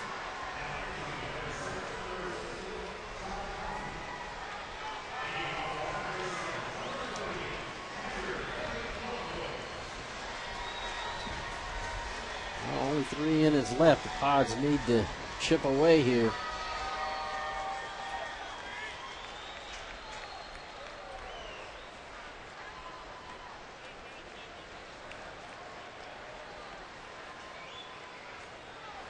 Todd Coffey, the 4th Brewers pitcher of the game.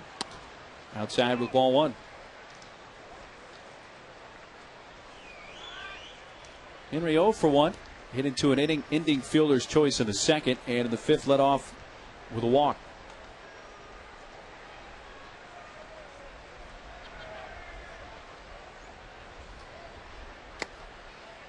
Speaking of catching, Bud Black mentioning before the game today that Nick Hundley, who has been taking BP for a few days, looks like he is close to starting a rehab assignment with AAA Portland, probably by the middle of this week.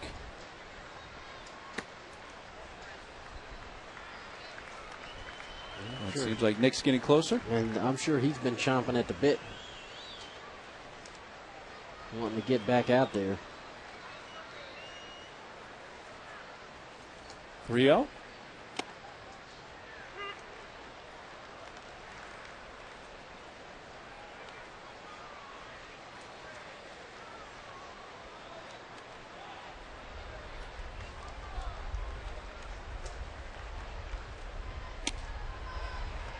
A little bit low, ball 4, and there's the beginning of leadoff walk in the 7th. Big appetite, small budget.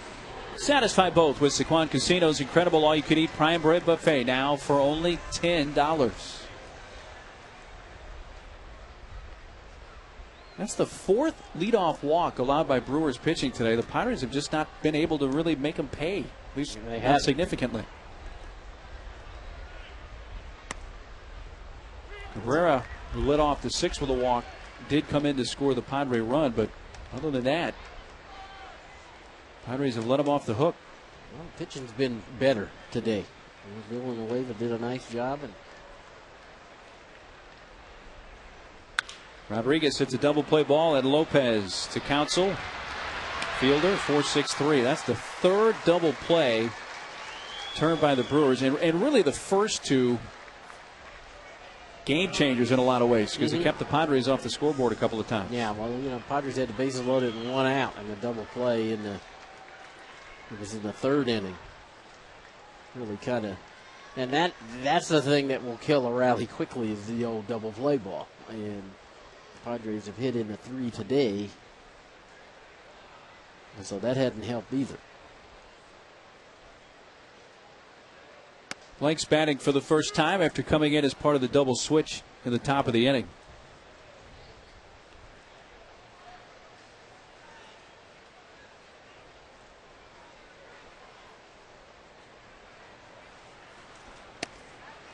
Oh, 2.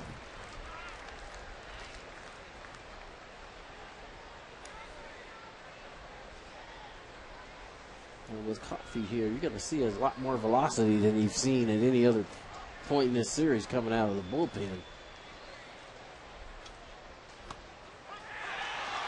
Got him with an off-speed pitch. Breaking ball gets Blanks looking. Lead-off walk, but a double play. And that takes care of the Padres in the 7th.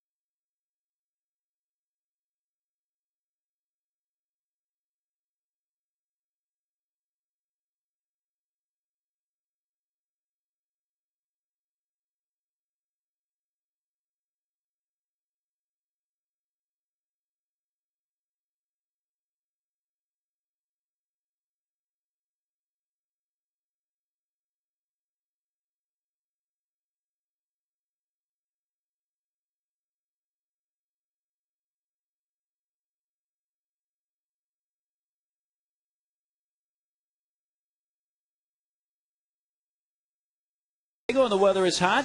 Don't feel like turning on the oven or lighting up the grill? Well, Sam the Cooking Guy shows you how to cook some great summertime food without the heat. Crab salad, a pomegranate cooler, cold tomato basil soup, and mango lime ice. So stay cool with an all-new Sam the Cooking Guy tonight at 5:30 and 7, only on Channel 4 San Diego.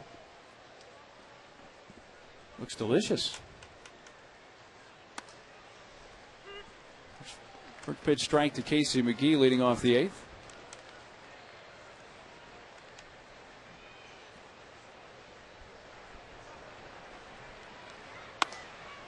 He got the rally started in the 7th with a 1-out base hit. It's amazing how quickly that inning started, too. I mean, he just got a ball out the end of his bat, blooped it in the right field for a base hit. And next thing you know, there's 5 hits and 5 runs later. It's funny how this game goes sometimes. It is. Little bloop falls, one guy hits one right on the line and right, and an inning blows up on you. Yep, and you know what? We were talking before this game started about how we thought I did, how I thought the offense had, kind of turned the corner, 10 hits in a game, 5 straight games, and really all it tells you is that, one good pitching performance could shut all that down. And the Padres have had some opportunities today. They've only gotten 3 hits, but you combine the hits with the walks and the opportunities that they've had opportunities to put runs on the board, and unfortunately, Adrian Gonzalez's double drove in Cabrera. That's their only run for today. 2-2. Got him looking. Perdomo gets the strikeout of McGee. 1 gone in the 8th. Perdomo got the final out of the 7th. Getting Prince Fielder. First outing in 8 days for Perdomo, who last pitched on Saturday, the 25th of July at Washington. And that was the rain delay game. Yeah, remember that. It was over a 3-hour rain delay, and Perdomo restarted the game when Stauffer unable to come back after the 3-hour delay.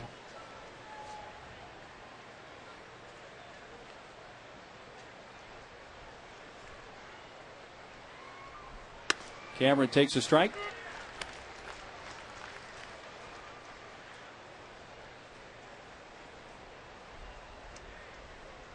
Cameron had a walk and a run scored an inning ago in that 5-run Brewers 7th.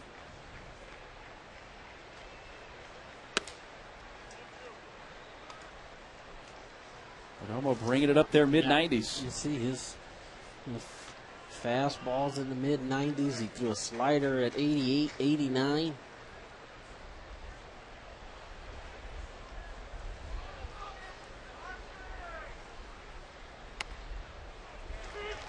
He throws that slider right there to right-handed hitters, and if you hadn't seen that before, that's going to be really hard to pull the trigger on it.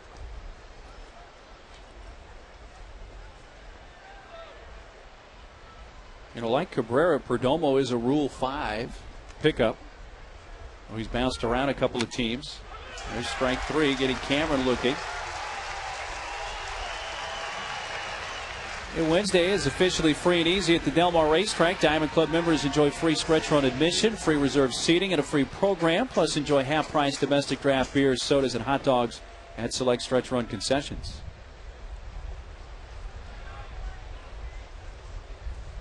Even though a guy changes teams after he's been Rule 5, the main premise still holds. You got to keep him on the roster, the big league roster, the whole season. And early in the year, not a lot of chances for Luis. You thought, well, is he going to stick or is he not? Now here we are early August, and I don't have any inside information. I think it looks pretty strong. This guy's going to keep a roster spot all year. And I would agree with that. I mean, he got good stuff. And there's some finer things about pitching that I'm sure they'd like for him to know. He's made it this far. But he's made it this far. He's pitched effectively.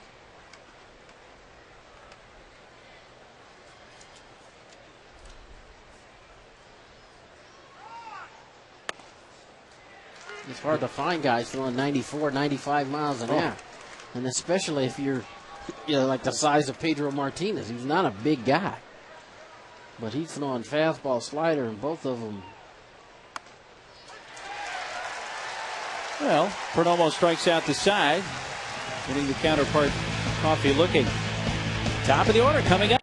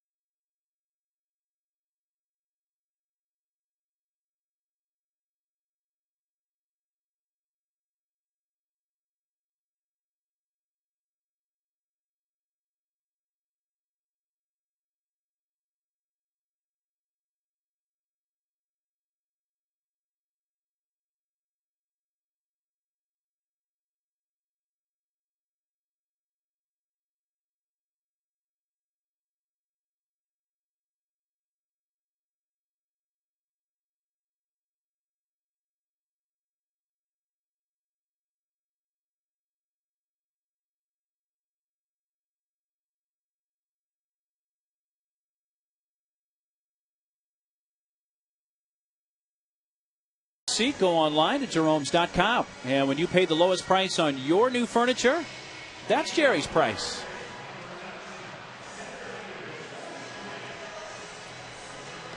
Well, we go into the home half of the eighth. Coffee back to the mound for the Brewers.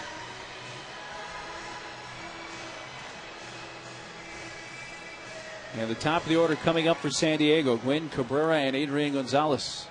6-6-0 for Milwaukee, 1-3-0 for the Padres. Milwaukee a run in the fourth. Padres tied it with one in the sixth.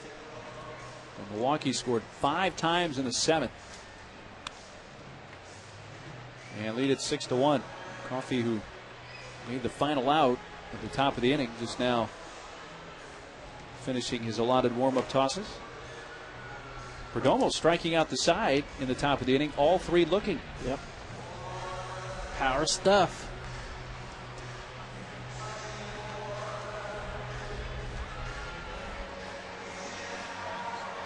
Padres, six outs to go. A bird's eye view from up there.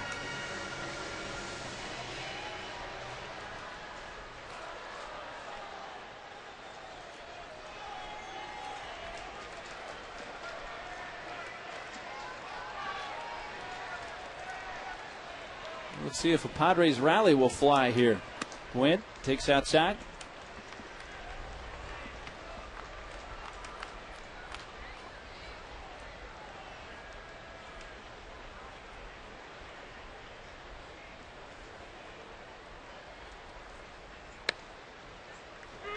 Levels at a ball and a strike. Tony in the first, fly to left, walked in the third. And in the fifth, lined out to the first baseman, Prince Fielder. Yeah, that's been his best swing of the day. He's right on the button on that one. Line into left field and down in front of Ryan Braun for a base hit. Junior's getting better at that too. Staying back and taking that fastball middle of the plate and working it the other way. That ball's kind of in. And he just slaps that ball to left field for a base hit. Nice job. And there they go, chirping right away. So what are you going to do? You guys leaving the day after the game? Yeah, we got to go to L.A. Best of buds.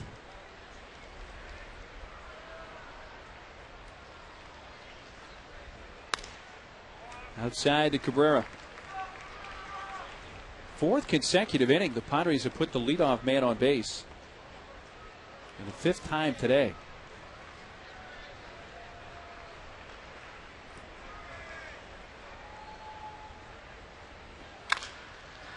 That gets through and into right field. Now, fielder is pointing towards Gwynn, and yes, he's getting an out called there that it hit Tony.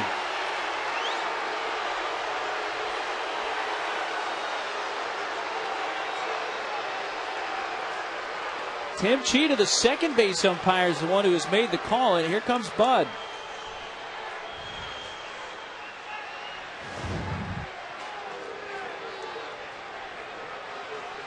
Yeah, you can't. That ball did not hit him. From that angle right there, they pointed to it, but I don't think that's close right there. And I know there's arguing right now is pointless, but you can see that ball clearly hits the ground. It's not close to him. It's a nice job of footwork there to get out of the way of that ball. But Tim Tashida, the second base umpire, is the one who's calling him out here, and it's not even close. And it's a judgment call by the umpires, but it's not even close. And kills what could potentially be a big inning for the Padres here. Which fielder gave Tony a playful pat on the backside as he walked away, but that's little consolation for Tony.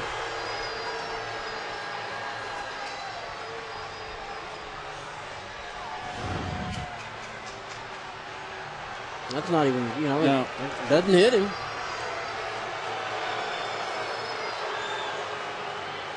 And Prince started pointing at him. I think he may have sold that call to the second base umpire. I think Prince and Felipe Lopez both were pointing, but Tashida's standing in a position where he's supposed to get a good look at it, but I don't know if Carlson, the first base umpire, or Tashida originally called that the ball hit the runner, but I know sitting up here I couldn't tell from it live, but seeing the replay, I got to believe that that's not a good call. I don't think that ball hit little Tony. Well, the replay certainly backs it up that it didn't hit him, and I don't think the first base umpire made the call. It looked to be exclusively the second base umpire, who is the crew chief, Tim Cheetah. I mean, he had to hurdle it, no question, but it bounced under him. Yep. I don't think I've ever seen a call. Calls get missed. It happens. It happens. But I've never seen a call where a guy got called out for a ball that didn't hit him. And normally in that kind of situation, this is one of those that you should get together and ask the other guy. Maybe he had a better look. Right. Tashida's is standing in a spot right now where he's got a perfect view of it, and maybe because he's the crew chief, they don't get together and at least discuss it. But that's a big play for the Padres right now. It really puts the stymie on a rally potential. Instead of runners at first and second, nobody out. And Adrian coming up. It's a runner at first, one out, and now a full count. And Junior still talking about it. It, by the way, has scored a base hit for Cabrera, the way baseball rules read. And the fielder closest to it, fielder gets credit for the putout. And a walk to Adrian, and it's 2 men on for Kuzmanov.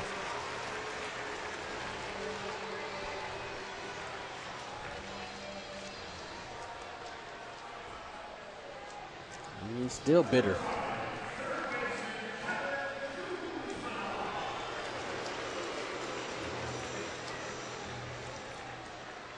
I just wonder what Tashida saw that made him think that ball went off his foot. That the ball didn't look like it changed directions. Yeah, it still went with a lot of velocity in the right field.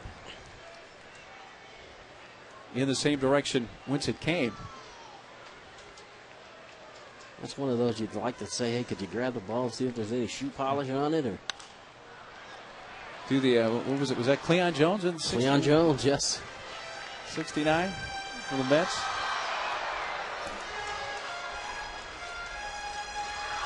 6-1 Brewers here, bottom of the 8th. 2-men aboard for Coos, who's 0 for 2 with a walk.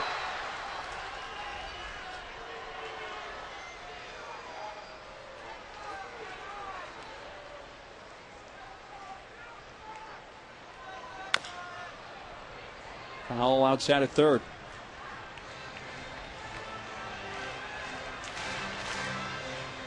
Inside sinker there. Coos fouling in the ball off his foot.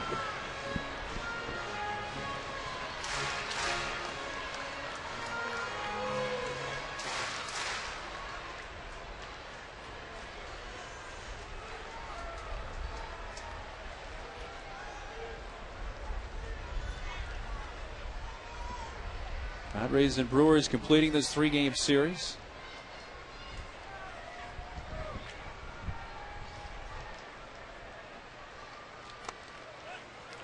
Padres have the Braves coming to town tomorrow. Remember to tune in for tomorrow's pregame show at 6:30, brought to you by the Honda dealers of San Diego County. Visit us on the web at sdhondadealers.com. And that should be a weary bunch. They're playing the Sunday night game tonight in Atlanta, so they won't be leaving until early in the morning at Eastern time. Yeah, they have the Dodgers tonight. And Latos goes tomorrow for San Diego. Counted 2-2 on Kuzmanov.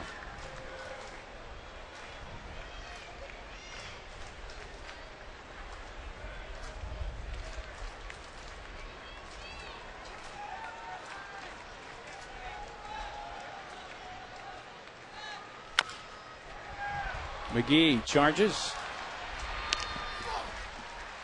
Takes the out at first. Other runners advance.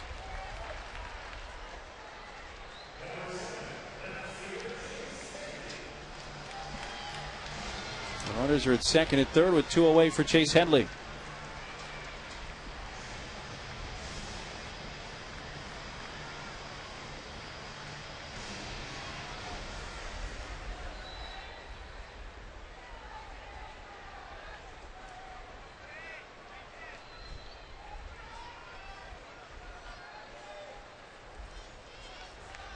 Chase has flied to center twice, also popped out to short.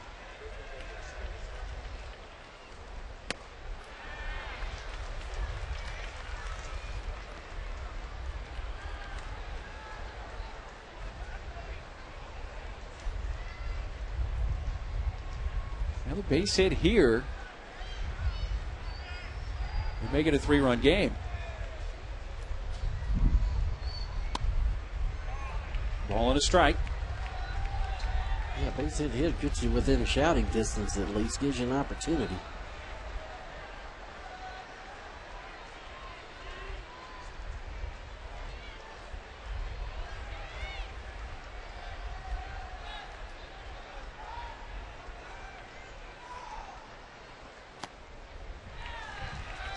A little bit low, 2 balls and a strike.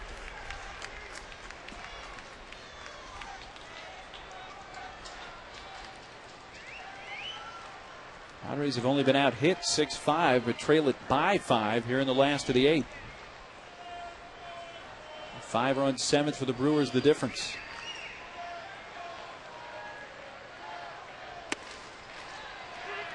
On the inside corner.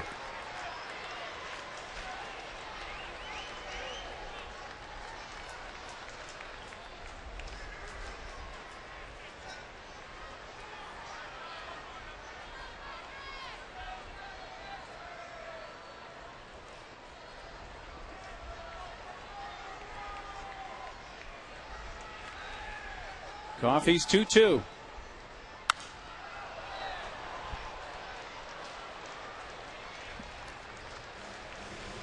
He's entered today with a 4-game hitting streak. And 3 for 4 in this series, but 0 for 3 today.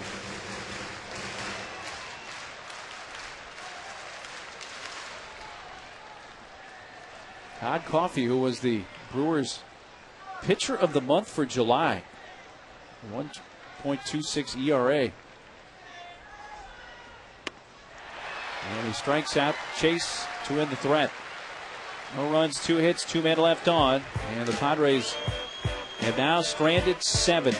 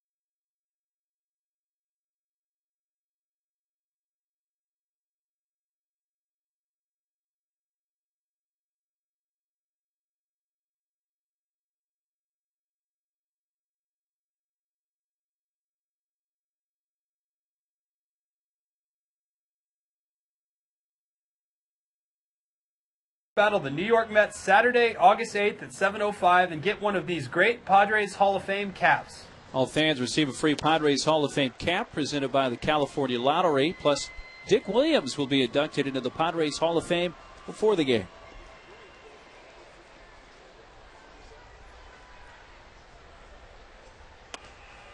Top of the ninth. The catcher Jason Kendall leading off, and not a safe situation, but number 51, Trevor Hoffman, starting to get loose in the Brewers bullpen.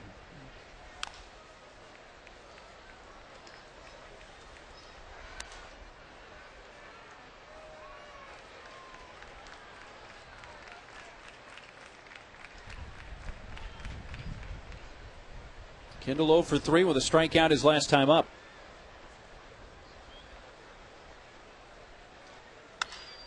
Belted left center field, and Headley almost got over and reaches up and makes the catch. He cut straight across. Yeah, he did. He didn't go back. Kinmark's Brewers really have had 2 big innings in this series. The 7-run second here on Friday night and the 5-run 7th today. All the other innings leading into this ninth hitting .088. And the difference for today's game was that they got 5 shutout innings from Nueva. The other night they scored 7 runs in the second inning, and the Padres pitching shut them down offensively, and the Padres offense able to get them back in the game. But today the difference has been Nueva in the starting rotation giving them 5 runs, and his best friend's been a double play ball. Gotten a couple of big double plays. And so Padres pitching deserves a lot of credit, too. Jody Garrett grounds to Luis Rodriguez and 2 outs in the ninth.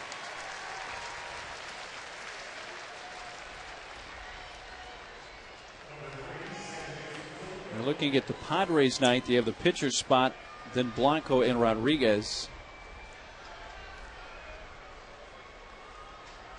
And Trevor Hoffman is on the bullpen mound, getting loose for Milwaukee. Will he make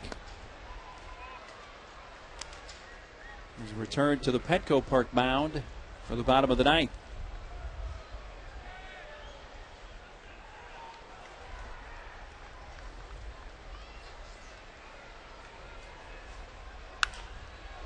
Felipe Lopez fouls it away.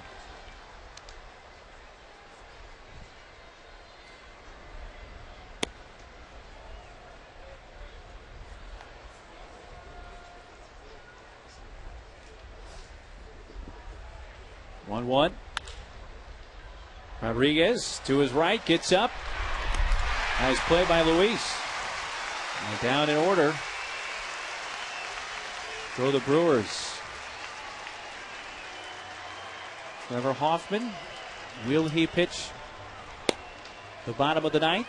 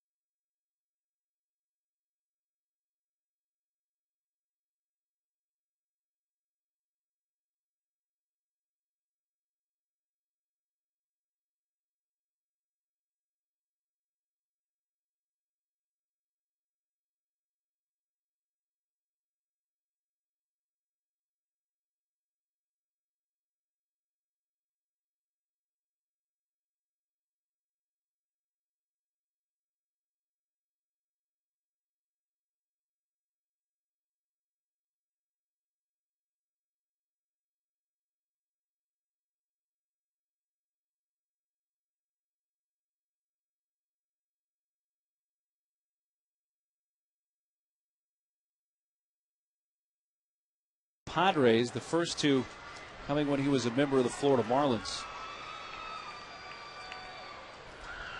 So 6-1 Milwaukee into the bottom of the ninth, and Trevor Hoffman will face Oscar Salazar, the pinch hitter.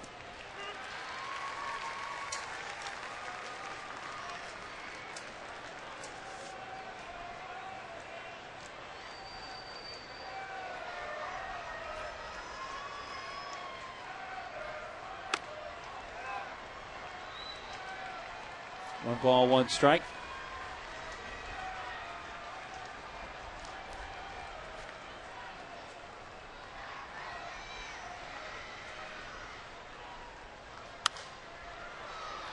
Popped up right side. And the first baseman fielder makes the catch. Hoffman gets the first down. Trevor Hoffman saved his 300th game, August 15, 2001 against the Mets. Todd Zeal making the final out.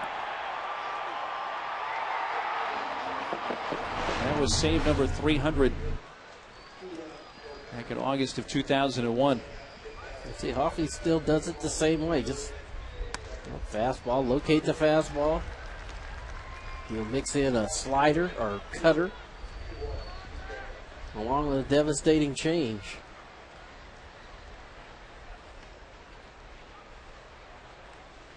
Henry Blanco.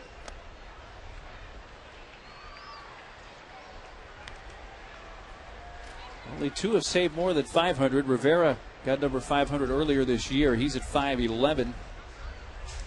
And of course, Trevor Hoffman, more saves than anybody in Major League history at 577.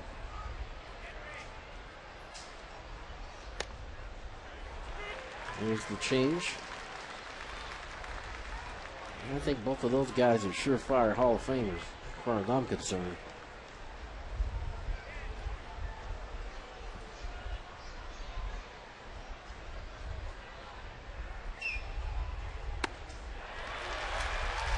gets the strikeout of Blanco.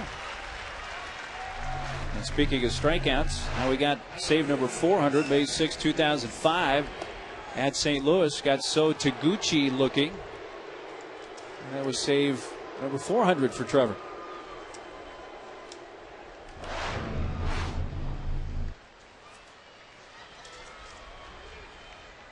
Padres down to their final out. Luis Rodriguez picks inside, ball one.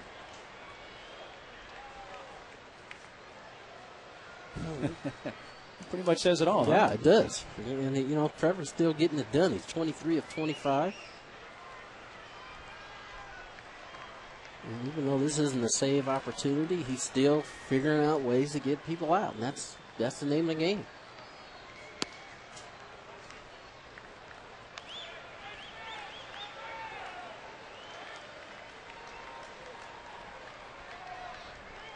Two balls, no strikes. Trevor Hoffman in a non-save situation. Going to finish this game for the Brewers. He's behind in the count 3-0 to Luis Rodriguez.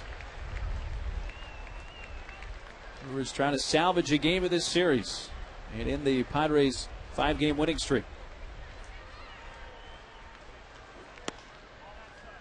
And a 4-pitch walk to Rodriguez.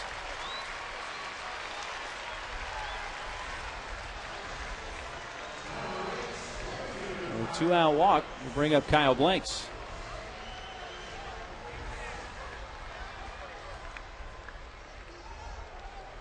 Kyle entered the game as part of a double switch in the 7th. His lone at bat came at the bottom of the 7th inning when he was called out on strikes.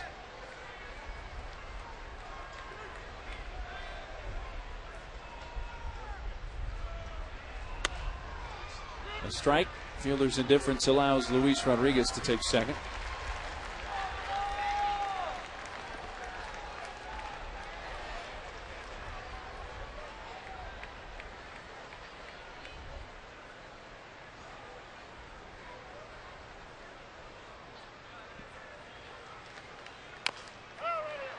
And hit Kyle in the batter's box, and the Padres are down to their final strike.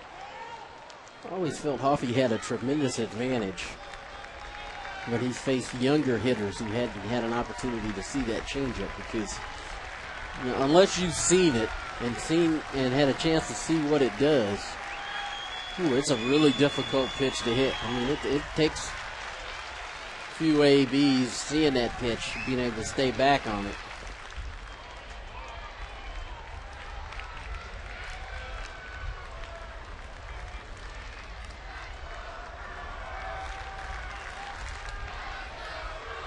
A 5-run top of the 7th for the Brewers. Difference in this game. Trevor Hoffman has returned to the mound here at Petco Park. Foul back.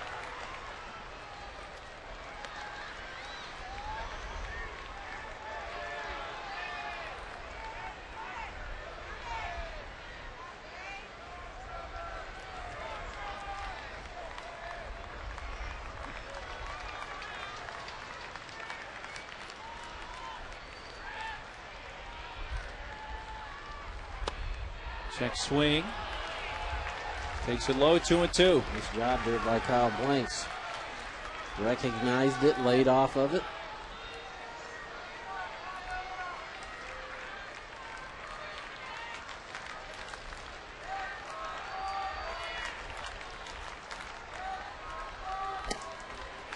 Outside and a full count. Trevor at 17 pitches here in the 9th.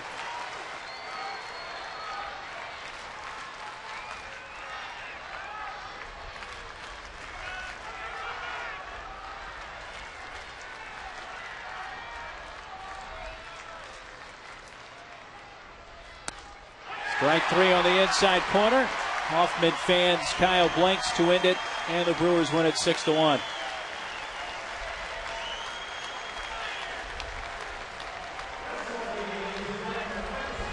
Not a save situation, but Trevor Hoffman on the mound as the Brewers salvage the final game of the 3-game series